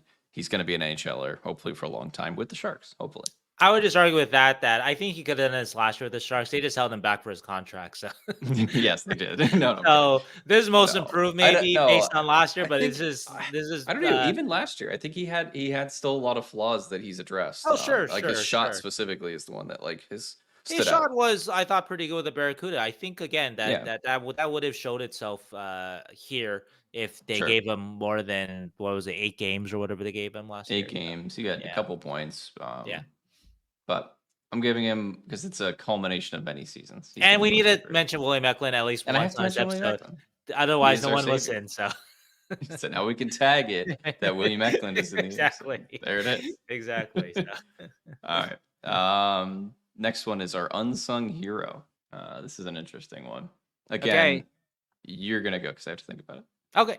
I'm gonna keep this one short and sweet. I'm gonna go with the Nico Sturm. I'm sure Mm, some of you have heard this stat that is out there that the Sharks have not won a game this year without Nico Sturm. it's a pretty good unsung hero, for gosh. I think the record is something like 15-2 without him or something like that. I gotta double check what it is, but wonder if Hockey Reference's game log will help me do this quickly. So, No, they do have wins and I losses think it's here. So, 0-13 or something like that, or 0-12, one of okay, them. so they are with Nico. They are 9. They have 9 wins, all 9 of their wins, and they have this is 13 losses.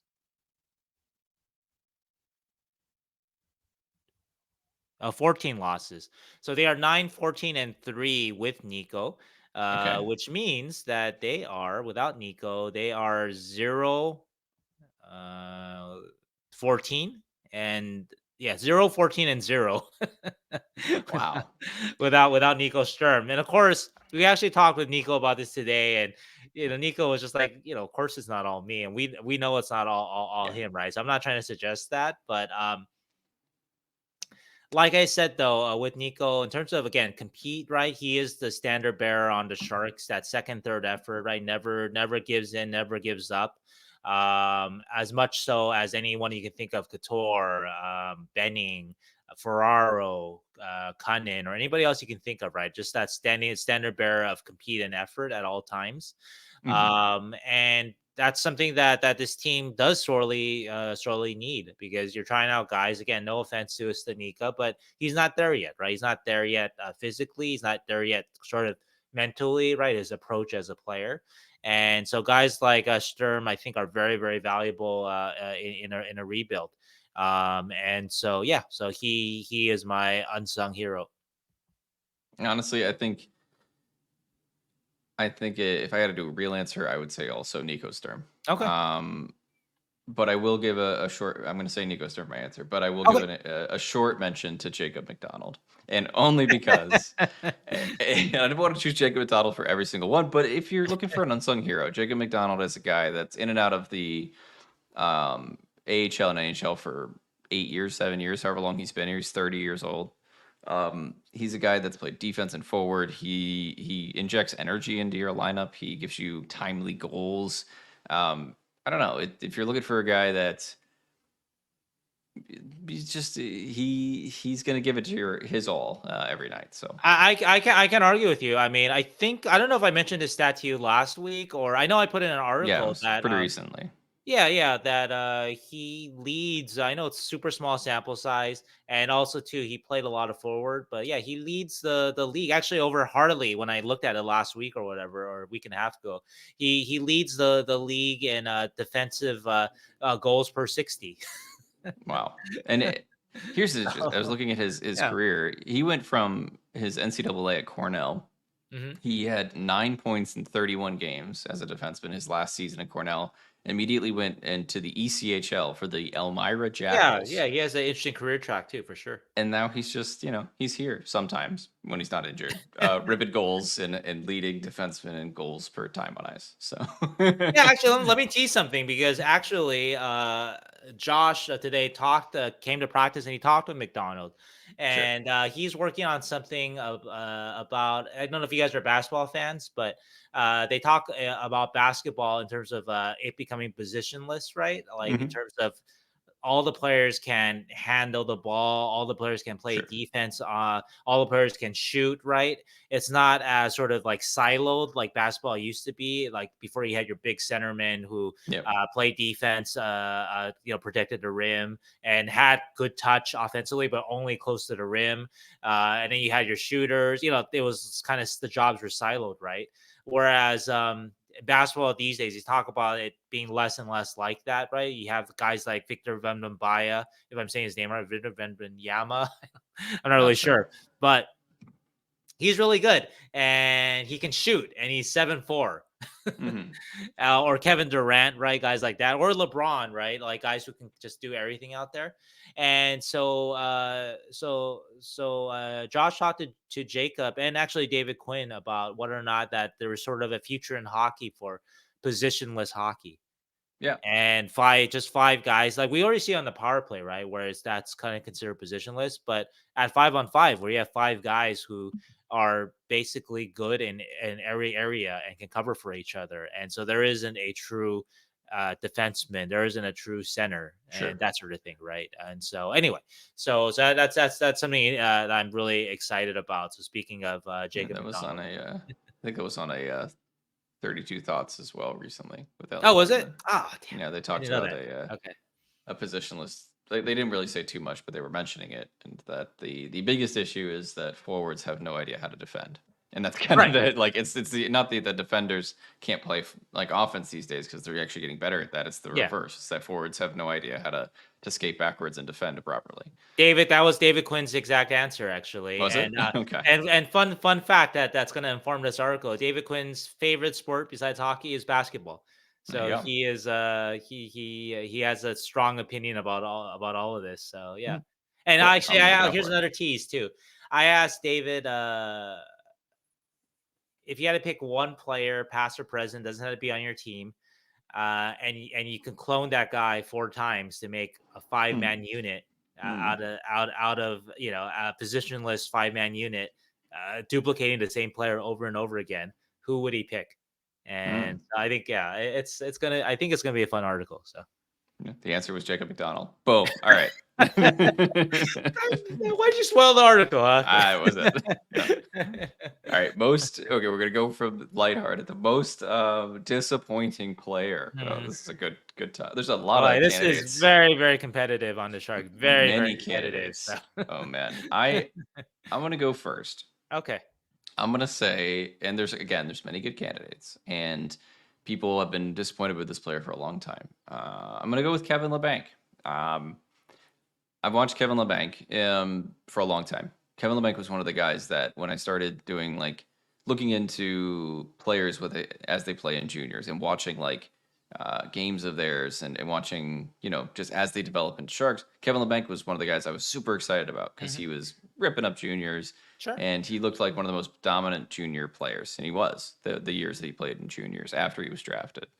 And then he had like some good seasons there, highlighted by being on the third line with Joe Thornton, having Hmm. 56 points. Right. And then this is so I watched a lot of Kevin LeBanc, so I'm trying to say this is the most uninspired and boring and terrible I've ever seen Kevin LeBanc play. Not that like he just doesn't he doesn't want to play for this team, and I just don't want him to play for us anymore. Like that's how bad I don't want him to be here anymore. Is that he's out there doing absolutely nothing. Like he'll occasionally, have a rush or two, or and he's not like he's lazy at all. It's just he's going through the motions so badly that he's my most disappointing player.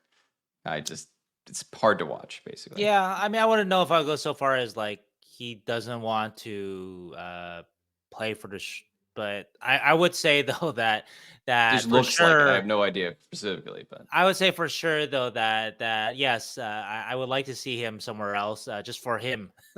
yeah. And yeah, it's not going anywhere here. Of course, and I talked about this with Zetterlund, right? There's like, oh well, you got to give him a chance on the power play, got to move him up. He's been moved up. He's never got up to the top 6 this year, but he's been moved up, and just nothing has really clicked. So yeah, I love to see him elsewhere where maybe there's the expectations are lower. He's making a minimum, and then maybe he just is used like on your power play as Yeah. sort of a specialist. And I could see him actually shining in a role like that, kind of like how I think Carolina refashioned Nason, right? Mhm. Into a little bit of a power play specialist, and so I think something like that he can be effective in and flourish and be happy.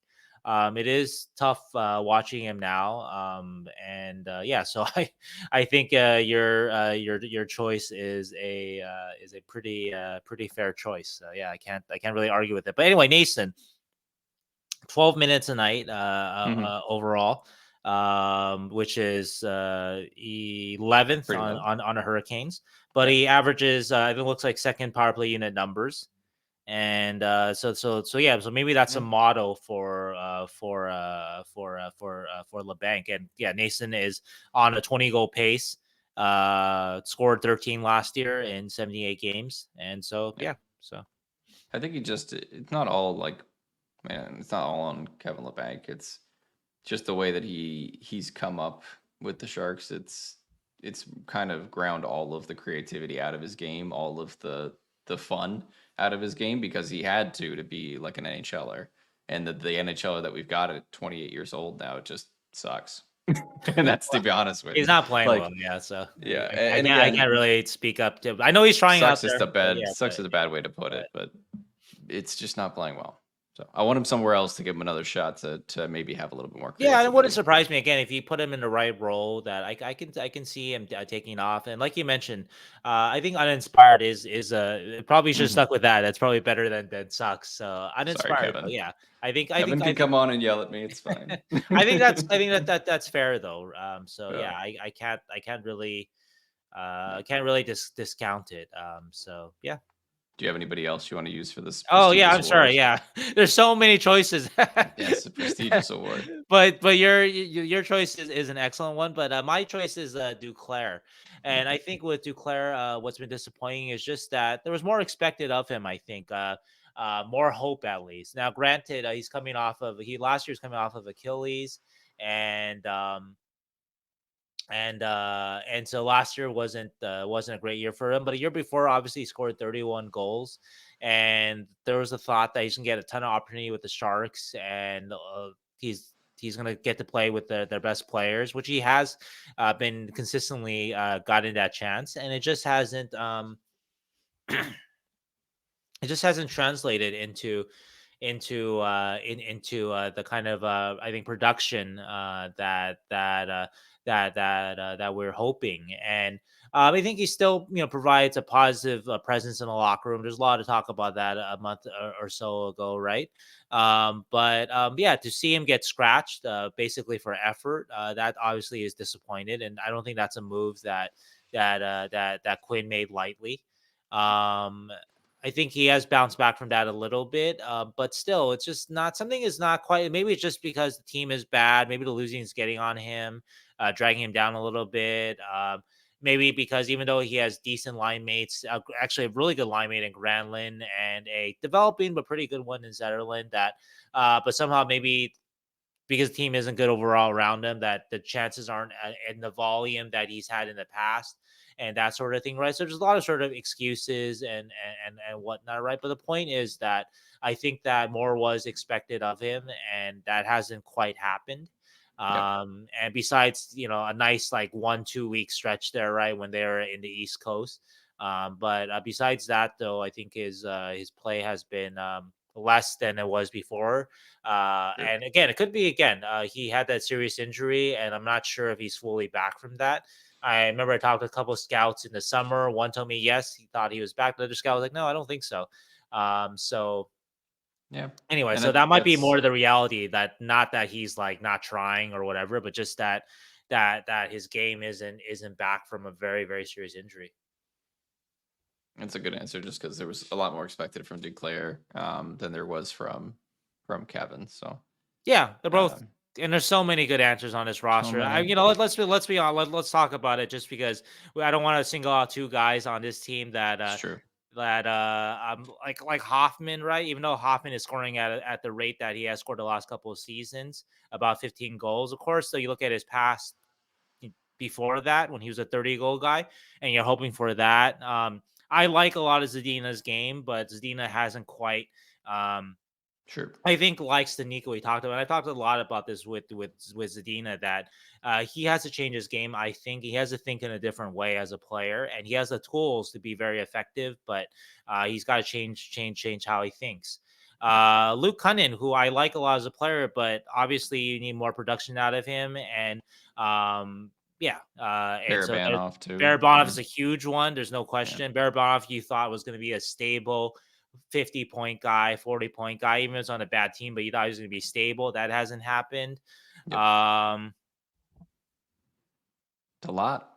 that's a lot. I think everybody else is about where he expected or maybe better.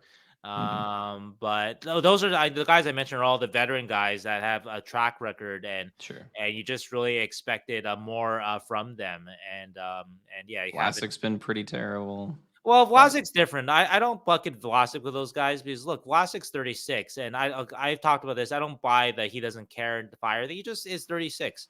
I think And it's last year he yeah, had a little bit of a bounce back, but it wasn't like last year he didn't have like Eric Carlson like bounce back. Where clearly all sure. these years it was in Eric. It's just that his body wasn't cooperating or something, right? It's not in Vlasic anymore. It's not a fire thing. It's just he's 36. Like people need to get that through his head. It's not his fault that he signed that contract. Any one of us would have signed it. And then his body just didn't cooperate with the life of his contract. That's what happens, right? To Yeah. all athletes, right? They need to So find a yeah. way to figure out the contract in the next 2 years. But yeah, I Yeah, mean they'll he's need to at some point. tough. I gotta say too, he's a great story, but obviously with Knyzhov, they signed him to a 2-year contract, so I Sure. think that they were hoping for more. Now I'm just going after. I'm looking at the hockey reference, the stat, the season stats. So many disappointments. I mean, I Just a was hoping few. for more from Bordelot. Yeah, I was hoping for a little bit more of a leap. that's fair. So Yeah, anyway. So I don't want anyone to feel excluded in this, right? I don't that's want true.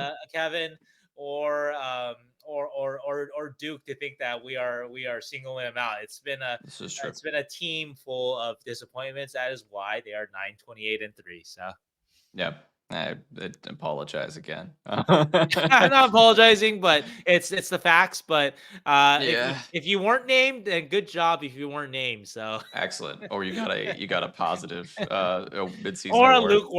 lukewarm. Or we'll talk about a breakout shark in a second. Maybe you'll be Sure, one of them. But all right, sure. next award to get off the sadness. A sleeper prospect for the Sharks. Somebody that maybe isn't Will Smith, that you Sure. think might have an impact on the future Sharks team. Well, I think the clear Mm, one. I'm gonna go with I'm gonna take the easy one from you. And I know that sure. you have a better one anyway, a deeper cut than me. Is gonna be Furlong. I don't think anyone saw him not only Fair. making Team Canada but also excelling for Team Canada. And I'll give one tease out just because I took the easy one that one of the scouts told me the words were Better than Lidstrom. better than Yeah. Eric Carlson. Wow. Better No. than Nicholas Lidstrom. Wow. Better than liquid switch them now or 20 Yeah, years right. ago? That's a good question. But anyway, the word is for him savvy. That's what he used with Mm, Furlong. And okay. he says again, he's a scout, so he's gonna be cautious in his praise. Sure. Could overachieve and make it. And but Love it. savvy was a word that I liked. Yeah. And so yeah, so I've been hearing good things about Furlong for a couple of years now. If you guys remember one of my top 10 lists, I think the midseason top 10 list last year before the Mukuma Doolin and Thrun trades, I had Furlong as a fringe top 10 guy.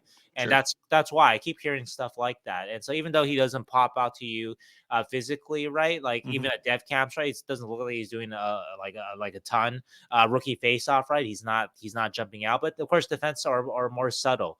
Yep. They don't jump out like forwards do. Even like bottom six forwards will jump out more than a future like middle pairing, bottom pairing defenseman, right? And so Jake anyway, though, Furlong. but I keep hearing good things about him, so I trust the people that I hear these things from. And Jake has showed at the World Juniors why people are talking him up, even This is though a callback to our yeah, first ever San Jose Hockey Now podcast, the reboot, with Todd Marchand, who also mentioned Jake yep, Furlong by name. And the things that I look at with Jake Furlong that he does really well is he boxes out really well.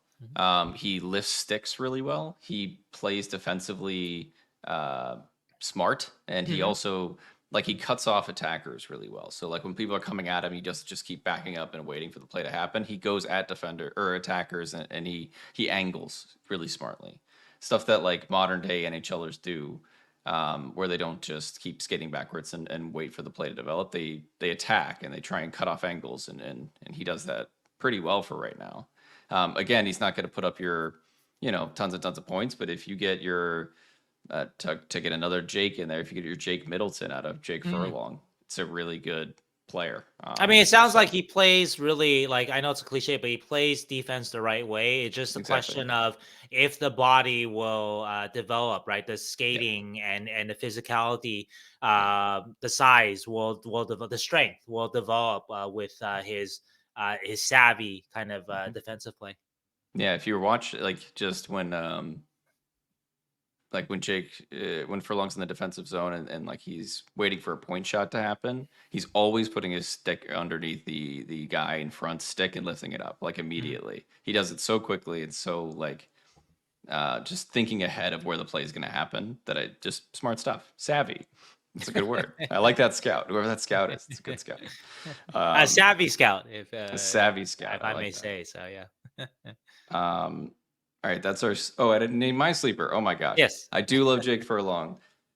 And there's a couple answers here, right? Eric Yeah. Pohlkamp had a really Yep. surprising year. Let's not forget Cam Or Lund, who is sort of the forgotten second yeah, round pick, right? Even though he's a high pick, like I think people are kind of forgotten like that. yeah, That the Sharks slide him quite a bit, and he's got a bit of talent. Yeah. yeah. He's a sleeper for sure because there's Mhm. like the other guy in college, Will Smith, is kind of eating all the spotlight, Yeah, and Cam yeah, and Lund then the is other guy, second round, like Havelid, they get to play in the World exactly. Juniors, right? So yeah, so I'm gonna go with Ethan Cardwell. good choice. Although Shakir Mukhamadullin is still a good one, but he's not really a sleeper. Everybody knows Mukhamadullin. Ethan Cardwell. He's one of the leading scorers for the Barracuda. I think he's got like 19 points in 30 games. This is his first pro year after spending a couple years in juniors. He as well is one of these guys that plays a projectable game overall. He's got a bit of skill. He's got decent skating. He thinks the game well and he forechecks aggressively. And that sometimes is all you need. Is if you have a motor that doesn't quit and you have enough skill and enough skating, you can make it in the NHL. So he's a guy that like because he is producing right away. Because there's guys that and he's not producing amazing, but he's producing enough. Guys like Coe and Weisblatt and even like Raska, all these guys that don't put up any points in the AHL, it doesn't bode well for their ability to translate to the NHL, even if they were higher picks than Cardwell or whatever. So because he's able to hit the ground running and he is looking comfortable in the AHL right now, I think there's enough to work with that he could really make it into the NHL eventually. As it depends on what role, but and I'm not going to say that he's going to be like a first line forward, right? It's just like Yeah, enough that where he was selected that he could make the yeah. NHL. I Wasn't he think like selected in the fourth? I believe, right? he's a Was that fourth rounder. He was an fourth rounder? overager Yeah, when he yeah, was yeah. selected as well. Right, right, So right, right, right. I is going he with Ethan strong enough Cardwell. and fast enough yet? Because that's when I watched. Those are my main Not concerns. yet. Not yet. Okay. Yeah, not yet. He's not big either. He's only like 5'10", Yeah, yeah, 5'11". yeah. He's bigger Okay. than Gushchin and Bordalo, but no, he needs more time for sure. It's just Yeah. it's good that he's already producing right Yeah, now yeah, because yeah. his Absolutely. game isn't just like um I don't know, junior-esque, I think. No, I liked him actually. I didn't mention this, but and I'm kind of ashamed to admit it, but as you guys know, it's been a really kind of like a tough year for me personally. I haven't been able to watch the Barracuda live. I haven't gone to a Barracuda game live until last week, which Hmm. I really ashamed to admit it because yeah, I just You got other things. I make it a point to watch like I don't know if the years that I was covering the Sharks, I don't know if there was a writer that was at more of the Barracuda games at SAP Center, but he used to do those double headers and stuff, so it was really Hmm. easy to do both. And then that was before I got a dog, and also obviously yeah, everything with my father-in-law and my Yeah. wife. But so I haven't been able to get to any games live. I've watched them on TV, but like or on Hmm. AHL Live, AHL TV, whatever they call it. But watching live though, yeah, Cardwell is definitely a guy who stood out in a positive way. Not like he was amazing, but like yeah, and I noticed him. I didn't need to know his numbers. You're like, wait a minute, I know this guy. Yeah. So I think that's my sleeper is a guy Yeah, that that's good for may a have a first year guy for sure. yeah, absolutely. This is a slightly different one. His most surprising prospect. Mhm. Ooh. Um, Well, hmm. I'm gonna go. You can go. This can go positive or negative. So I'm gonna have a surprising choice here because usually when people talk about most surprising, they talk about positive, right? I'm gonna say though in a negative way though that Bystedt is disappointing overall because Sure. um just all the tools that he has. I was looking for, especially in the gold medal game. I don't want to put it all in one game, but it seems to be connected to his SHL play this year, right? Which has also been a step back from last year. Mhm. But just that kind of assertiveness, just that kind of take over with kind of your tools, right? Sure. Um, and so yeah, like, and that doesn't mean just to skill up people, because maybe he doesn't have quite enough skill for that. But Mhm. man, in a World Juniors, a guy who's 6'4" and can move like him, like you can dominate physically at least. And not again, that doesn't mean running people through the boards or whatever, right? But like just being hard on the puck and things like that, right? And so yeah, so I think that and this is also when I say most or surprising, but just sort of like that, it's been disappointing. It's just that there was so much expected, I think, of him Yep. after last year, right? And that yeah, like he had broken his way into like the top. Like I think there was an argument before they traded for Mook Madulin that he was the Sharks' second best prospect. He definitely moved ahead of Bordelot for sure, right? And Bordelot Yeah. was sort of the de facto number two for a really long time after Eklund, right?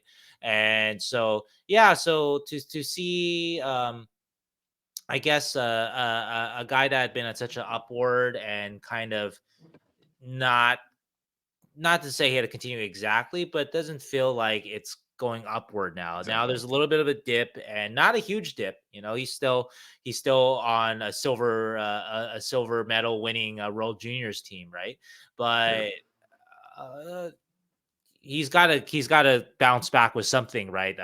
Whether it be it this season or in the playoffs or whatever. Because right now it's yeah, was hoping for more out of him for sure.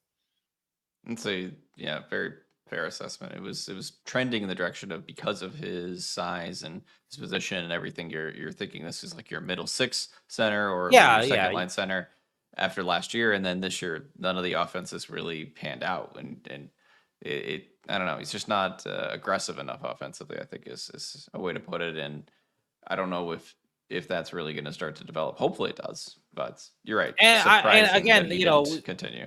yeah, like sorry to interrupt, but we talk about like guys like Sturm, right? Like I'm not a guy. I don't care about okay, so you're not producing offensively. Okay, are you doing other stuff out there? Sure.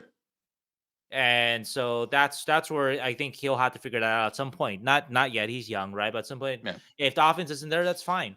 But you can still be a very valuable, And effective I NHL think he player. is. I mean, So yeah, he can transition the puck well, and he's enough defensive smarts. I think he can develop sure, into that role. It's just you really wanted it to be like the Steel, where it's everything kind of comes together, and there's a lot more offense to him. sure. So that's a good pick for surprising. I'm going to go positive and go with Mhm. Eric Pohlkamp um, as a surprising prospect. First, like Eric Pohlkamp was drafted as an overager. And I think he won like USHL Defenseman of the Year, but again, he was an overager. He was going to college at Bemidji State, which is not a well-known college, The Michigan State and Beavers. the Bemidji State Beavers. And the guy makes the gold medal USA World Junior team, and he shows out in the World Junior Summer Showcase so well that everybody kind of notices that there's something there with this Hmm. player. And when I watched him, I think it stuck out to me in the same way. Light, it was he's aggressive, he defends well enough, he's got a killer shot, and he's looks like a guy who's going to put the work in, and I really like that in a prospect. So I'm going with the most surprising is Eric Pohlkamp, Okay. because I didn't like when they made that pick. I was like, I know who that is, but it's not like I it's not like the most. I just didn't think that was going to be the pick there, but It took he was me also the it fifth took me at rounder. least like a month or 2 months to stop spelling his name Erik, because the Sharks Yeah. I think we're in the middle of Erik Karlsson trade rumors. ERIK Pohlkamp. So I kept typing his name out Erik Polkamp. Yeah, Yeah. so Anybody that can get me to watch a Bemidji State Beavers game, that's surprising. But I'm really excited for his continued college career and where he goes with this, because he yep. does have some tools that are interesting, and All a right. killer shot. So Guys, thank you for hanging on for so long. We just have two more categories. There's some fun ones. We have a breakout second half shark, and we're gonna predict the trade. So just so you guys know, yeah, that we're getting there. yeah. Award All right. show, it's not going to last forever like some award shows. All right, breakout second half shark. These are predictions more than they are awards. Yes. That's why they're at Yes. the end here. Oh man, you should go first because I still have to think about this one. Okay. I actually didn't know my answer, but I'm gonna maybe it's a little on brand or Sure. not, but I'm gonna say Ferraro. Okay. All right. I I Sticking with have the Ferraro. I have liked his puck moving enough over the last couple of months that and maybe this is just wishful thinking, but if this is for real, if what we've seen, and again, if you're if you can't acknowledge that like he is doing a lot better with that over the last couple of months, he's doing kind of what I think Sharks fans always hoped he could do since since he came up. I think he's been doing that over the last couple of months. I mean, not every decision is great. Obviously, it's not always going to be. I know people are going to bring up the turnover in Vancouver that led to a goal, right? But by and large, though, most of his offensive decisions, like there's a lot of good in it, and it's never going to be a lead offensive defenseman, but I'm gonna say that end of the season. Well, I don't know if he'll still be with the Sharks, but let's say he gets to what's his career high in points. Maybe he sets a career high. Maybe that's not saying anything. Let me see. You might Oh, have it is. It already. is saying something. His career high is 17 in 2020 No, 21. he's at So 12 now, right? yeah, he's at Or 11 now. I 11. think. Yeah, Yeah. he's at 11 right now. So I'm gonna say then that yeah, he gets to 20 points, maybe 25 even. So, but I'll keep it conservative for myself. Keep it at 20. But overall, it's not even just about the points. So it's just that he keeps showing sort of the improve offensive game.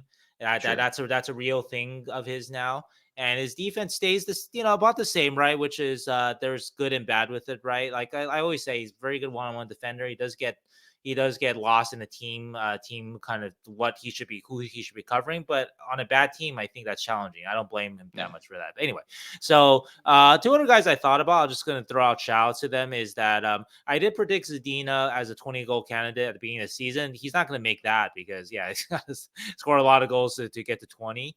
But I really do like pieces of his game, which I wrote about a couple weeks ago. I just think he Sure. really needs that mental shift, which I don't know if he's quite there yet. If he does get there, then I think that he can be a very effective, like third line type player. Um, and then the last guy, and I don't know if I'm taking all your guys. I just want to mention, actually, I'll let you go ahead because you might have picked this guy. So I'll mention it after Who's you go. wait, who's the last guy? Oh, you want me to say it then? Okay, I didn't want Yeah. to take your guy. Okay, it could be Thrun. Thrawn, I've interesting. liked what I've seen out of Thrun the last half dozen games or so. There was a Sure. stretch there at the beginning of this losing streak that I wrote about, at least in my game notes, that he was making some really poor puck decisions. Hmm. And I think that if the Sharks hadn't gotten injured or whatever, that he might have either been sent down or sat a game or two. But they kept Yeah. going with him. And what I like is that they kept going with him, but he wasn't overwhelmed. He got better. Sure. And I think by and large, obviously, the Toronto game was bad by area, but by and large, his play has stood out to me the last five or so games or whatnot. And it's the kind of the Thrun that I thought would break camp with the Sharks and be so good that they couldn't send them down. And I think we're seeing that the last more or less the last few games or so. And so yeah, Mm. I think in order of I think I was kind of between Ferraro and Thrun for my second half breakout. Zadina is sort of like I like his pieces, but it's been so long that he still kind of has the same sort of I don't know mental blocks on the ice that he had back in Detroit. So I'm not so convinced on him. But for Ferraro to do what he's doing, the level of competition that he's facing, even if it's just been for 6 weeks, 2 months, or whatever, right? I mean, I think that is something that is worth recognizing. Yeah. Um, and Thrun, yeah. So those are my guys. All right, I'm gonna pick three then because you Okay, picked three. okay. You don't have to pick um, three. I'm gonna go with Ryan Carpenter. A breakout? Just I just think that it would make just a ton of sense that if for some reason he just gets hot and Oh, okay. puts up like 10, 15 points somehow in the second half or something like that. And Okay. because It's there's just happened with not him a lot of before. depth. Yeah, Exactly. There's because not a lot of depth. when the Sharks waived him and he went to Vegas and I remember because I was covering him and people were talking him up and I was like, well, look at his track record. I don't know about that, but Yeah. anyway, he had the expansion year. He had 14 points in 36 games during the Vegas expansion year, 9 goals in 36 games. That's not bad at all. Yeah. That's almost his best offensive production ever. So, but he did it once, I guess. So maybe not Yeah. twice, but he did it once. So.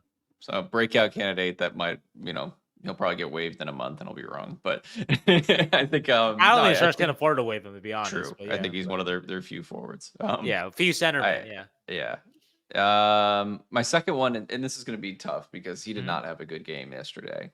Is Ty Emberson. Okay. Um, I know you love Ty, so yeah. I do love Ty. He came back from injury, and I liked a lot of what I saw in the Winnipeg game. I think there was a lot of smart reads Hmm. defensively. He was aggressive and picking off passing lanes. He made smart decisions to try and break out the puck most of the time.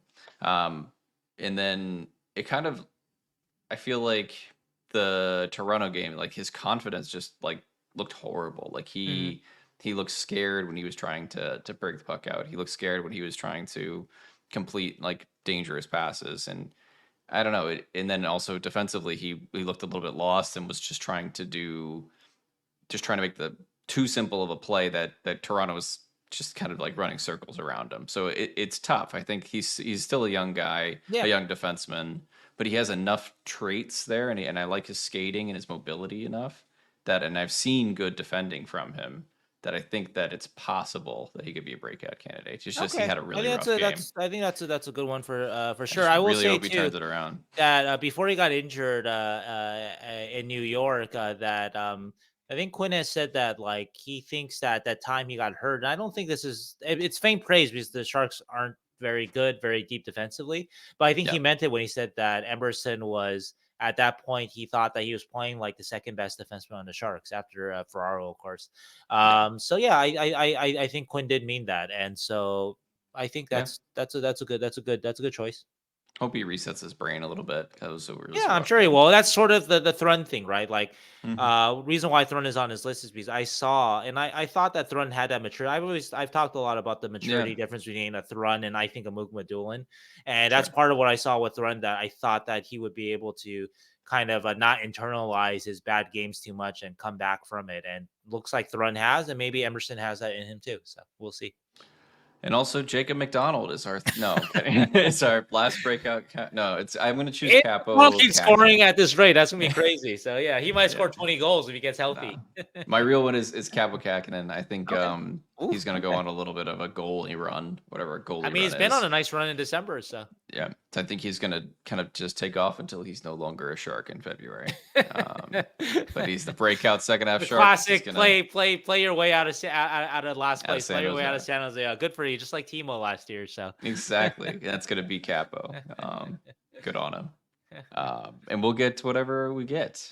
Speaking of predicting trades, let's predict a trade. Let's yes. start here. What do you wanna predict, Shane? Well, speaking of Capo, I have him going for a third round pick, basically. Hmm. And I landed on a third first because I think the second is a little too premium for a UFA guy who, like Elliot mentioned, and it's we can see it. Just we don't know what he's going to do as a starter or in the playoffs. We really have no idea. But I think for a team that's looking for really good insurance and a guy who has the talent potential to be good at a higher level competition. Hmm. Capo is pretty good choice. And again, because he's UFA, if he doesn't work out, then you just wash your hands of it. And the third round pick is like the sort of the new tradable high pick. You know, I think second round is considered premium to trade away unless you really like a guy and you really think this guy is going to be your starter. Sure. Whereas the third is a little more kind of in between, where it's good enough to entice the Sharks, but it's not good enough that that the team that's trading that pick feels like, oh, this is too much, or this guy better be really good, or like I'm gonna lose my job or something like that. And so yeah, so Kaapo was my second. We pulled up actually some comps, so like, I don't know Yeah, why I deleted. Oh, here you go. Okay, so here's some comps for a third. These aren't all deadline deals, so I know that deadline makes teams a little crazier. Still don't think it would sure. fight a second unless he goes on that incredible run that you're talking about. But during the summer, Vancouver acquired Casey DeSmith. A little more expensive, or I'm sorry, Koppel's a little more expensive. Casey's at 1.8. But he is also going to be a free agent at UFA at the end of this year. But Mhm. anyway, Montreal got a third round pick and they took on Tanner Pearson's contract. And I think you had a pretty good suggested trade in terms of the Sharks taking maybe Samsonov off of Toronto's hands, right? Yep. And also a guy that's expiring, but yeah, take the money off, and then you get a nicer pick in exchange, right? So that's one comp that's in the same range. Another comp in the range of was I go back. Okay, Ville Husso, that's a summer trade of a couple of years ago. But St. Louis had Binnington. They didn't have space for Husso. Detroit saw him as, yeah, this guy maybe can start for us. They weren't, I don't know if they were sure about that, but they liked him enough. And there Mhm. wasn't a huge interest in Husso, I imagine. And so they got a third for him. And so that could be around that area. And we had saw one more that I think was just about right for Kaapo from I think 3 years ago. Was it the Riddick one? Which one? Was it the Oh Riddick one or yeah, Joe? Riddick one. Yeah. It was Riddick. Thank you. Yeah, Riddick going from Calgary to Toronto for a third round pick, I believe. And Riddick, just the Leafs just needed a good insurance net miner, right? Back then, I think one of their two kind of 1A 1B guys was hurt, Campbell or Anderson. Mhm. And so yeah, so they traded for Riddick at the deadline. Again, prices are a little crazy at the deadline. Koppel has a better resume than Riddick. Riddick, I think, was purely a backup, a good one, but purely a backup in Calgary. So yeah, so I think a third is going to be about right. And so anyway, that's my prediction. I do think that internally, I don't know this for a fact, but internally that Blackwood is a little ahead of Koppel in terms of if they had to pick one or the other. Like if you make this exact same offer for Blackwood as you would Kahkonen. And again, it goes back to what I said that Mike Greer acquired Blackwood. He did not acquire Koppel. Yep. I, it's gonna happen. Like now that we've talked about it, it just makes too much sense. Yeah. Um, Mine, I'm gonna predict very granularly. Okay. Alexander Barabanov is gonna get traded to Okay. the Boston Bruins Oh for wow. Okay, you have a team. a fifth round pick A and a fifth. sixth Okay. round pick Okay. and also Jason Megna, who's playing in the Providence Bruins. Okay. That's Well, the that's answer. detailed. It's the fifth, a sixth, and Jason Megna coming back to the Sharks for Alexander Barabanov. Why do they need Magna? Is it a swap of contracts? Does Magna have an It's a NHL contract contract? swap thing. Oh, okay, Yeah, that makes it's sense. an NHL Okay. contract thing. And then the reason for Boston is Boston's like bottom six is so bereft. That's a good word. That's an Mm-hmm. SAT word, if it's the right word. Of scorers. Mm-hmm. It's bad. Like they have Matthew Protres as their third line center, which is great. He's doing fine for a rookie. Mm-hmm. But and their fourth line is like Jakob Lauko, Oscar Steen, Jesper Bohlquist, Johnny Beecher, and a bunch of guys. Nobody can score a point, is basically what it is. And Trent Mm-hmm. Frederick, who's actually doing pretty well. But I think like they could use another scorer in their bottom six. Okay. That's kind of my answer. And Okay. also, I just think it would be, I don't know, it just feels right to me. Barabanov's going to go to the Bruins. They have enough face punchers and they need like one little finesse skill guy. They're going to add Barabanov. Boy, a fifth and sixth is a far reach from people telling me Second. that he was gonna get a first or a second, which I've Yeah, and I I've wanted to say poo-pooed for like a long time.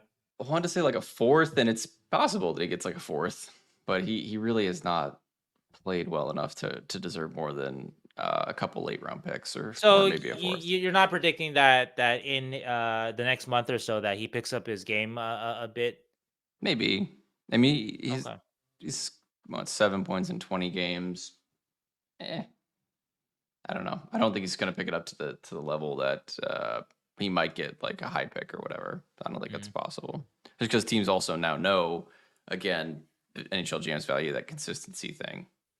Right. Right. They now know that he's had this. He's pretty much a late bloomer anyways, and now he's had a down year in this late blooming. Like, is he going to help you? Maybe, but if Yeah, you can get my him on the my cheap, question with all that though is I always question, and that's why I always despite his production, I always question what he would get on a trade in a market. And of course, like I've mentioned many times, the scouts I talk to, right, they're not sold on him in terms of that's a play driver, that's a guy that can drive a line, right? And that's why when I talked with them, they always said, maybe a third. I mean, this is when he was being at his most productive, right? sure, And you put him, if you're Boston and you acquire him to be on your third line, and those are his line mates, right? Like, is he gonna, how much offense is he gonna contribute there? I'm not really sure. So yeah, anyway, that's what I wonder. But anyway, we are kind of seeing this now, though, that I think we are seeing this now. That when he's away from a hurdle, there's not there's some nice plays here and there, but there hasn't been a lot of offense, and maybe I'll turn around, right? But like, sure. but right now, And that though, was yeah, we're always kind seeing of a guy a that's not driving a line. So Yeah, and that was always the kind of thing too. It was that they never had like a standout skill other than he's a smart player and he's good at transition he most of protects the the time. puck well. Yeah, He's got some crafty moves when he enters the zone. I'm not saying that he's all made by hurdle or whatever, right? I'm not suggesting that, but is there enough when he's away from your very best players that yeah, he's doing enough on a night to night basis to drive offense and drive positive play to keep him in the lineup, right? And I don't know on a good team if that's certainty. yeah. We've It seen that he's a was. decent complimentary player, but yeah, I think there was a time when Barabanov should have been traded, and I think they passed that window. Um, so it's gonna well, be I would say the argument I would say for them there is, again, I'm not convinced that there was some like great off there will be sure. better than now, obviously, but Yeah, I think again, if you were thinking, oh, a second for sure, a first possibly, you're dreaming. Again, say this so yeah. many times, offensive one-dimensional wingers, they don't get a lot. So that's Yes. the case. So now Maybe if he's he was a getting center, then it might make a difference, but he's not. So. a fifth, a sixth, and Jason Magna. Not even Jacob. No, it's Jason Magna, who's looked good on the Providence Bruins. He's looked Yeah, all I can right. help out the Barracuda playoff run, I guess. So. Exactly. No, it's just a contract swap. Like I just had to pick a team with a weak bottom six, and I picked Okay. Boston. And I mean, you could pick a few teams that are kind of top heavy, but Well, um, that's a good team to pick though, because the Sharks have guys that maybe can help, like a Duclair could help, right? Maybe on a sure. on a better team, less expected of him. Maybe he could he could Yeah. find his game, right? We talk about Cunnin, right? Having those attributes that playoff teams like, even if he's not producing a Mhm. lot. So those are a couple guys, and in Duclair's sort of defense, or to add to his value too. Duclair's done it before too, obviously last year with Florida, being a big part of a team that went to the Yeah. final. So maybe he's a guy that just needs a different surroundings, right, to get him going. So Sure. Or maybe, yeah, maybe Barabanov finds a line mate like higher in the lineup, and that's how you can remove a top six winger and put him in your third line. That would actually do well there, sure, as you insert Barabanov in there and on your second line and try and build some depth that way. But sure, like Hurdle. exactly, if you had a hurdle, which yeah. Anyway, all right. Any other last minute trades? At this rate, maybe not, because the way this team is producing, and Yeah. yeah. Kaapo, Barabanov. I mean, Duclair, Hoffman, LeBanc are all UFAs. Um, Yeah, we'll have to see what we can get. I imagine it's going to be some draft picks, but I don't think they're going to be very high The one overall. you pointed out earlier that I've talked about too is I wonder if there's a market for Granlund, Yeah, because the Granlund that we've seen since no, mid November, there should be a market great. for a guy like that because that guy is easy to see, I think, and he's making 5 million. That's not bad at all. And again, not to be a Ron Hextall apologist, but there's a reason why Ron Hextall traded a second for him because Sure. this is the Granlund that I think he must have seen, that he hoped that he could add to the Penguins, and Let's obviously that didn't work out. trade him back to the Penguins. Oh, that'd be hilarious. Get That'd be hilarious. Oh my back to the god, fans Pens. would be Yeah. so mad. No. Actually, Hmm? I can tease this. I'm pretty sure I'm writing a Granlund story now about some of his excellent play. It's taken a while. There's a lot of video and stuff to it.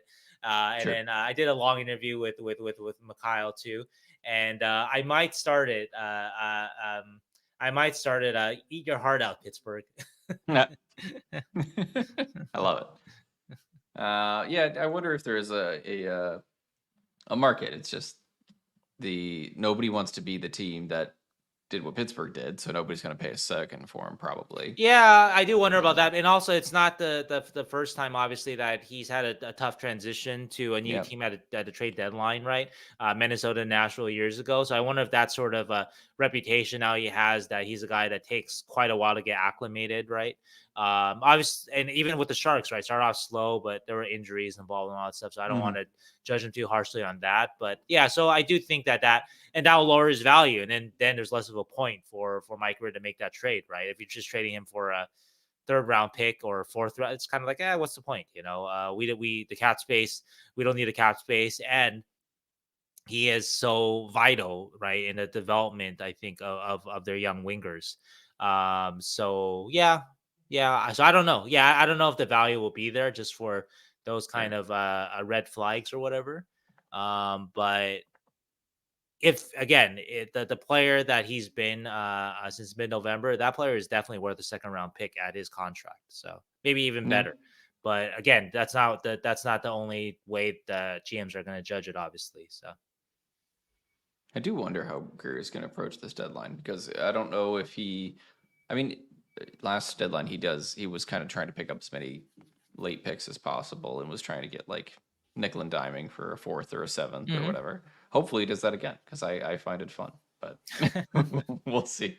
I mean, I think he'll try. Just that the team isn't cooperating, right? So Yeah. overall, I mean, Granlund's cooperating, but he's got a 2-year contract. But yeah, Kahkonen Let's is too. Let's give Kahkonen credit. Um, let's get Jacob McDonald to a Stanley Cup team. Let's get him on like he's already been Vegas or on one. something. He's already been on one. So Yeah, I know, but let's get him on like I don't know, Tampa or something. I would He's love not it even though really if Tampa. Jacob has a late career renaissance as a Brent Burns light. Yeah, I love it. And I could just keep using the Yeah, Jacob McDonald hype chain yeah. joke Because over and yeah. over. All right, let's get out of here. This has been a long Okay. episode. Next week, or probably next week, we'll have our full World Junior Championship breakdown plus some other stuff. But Mhm. anything else to say, Sheng? Nope. All right, have a good week, everybody. Bye.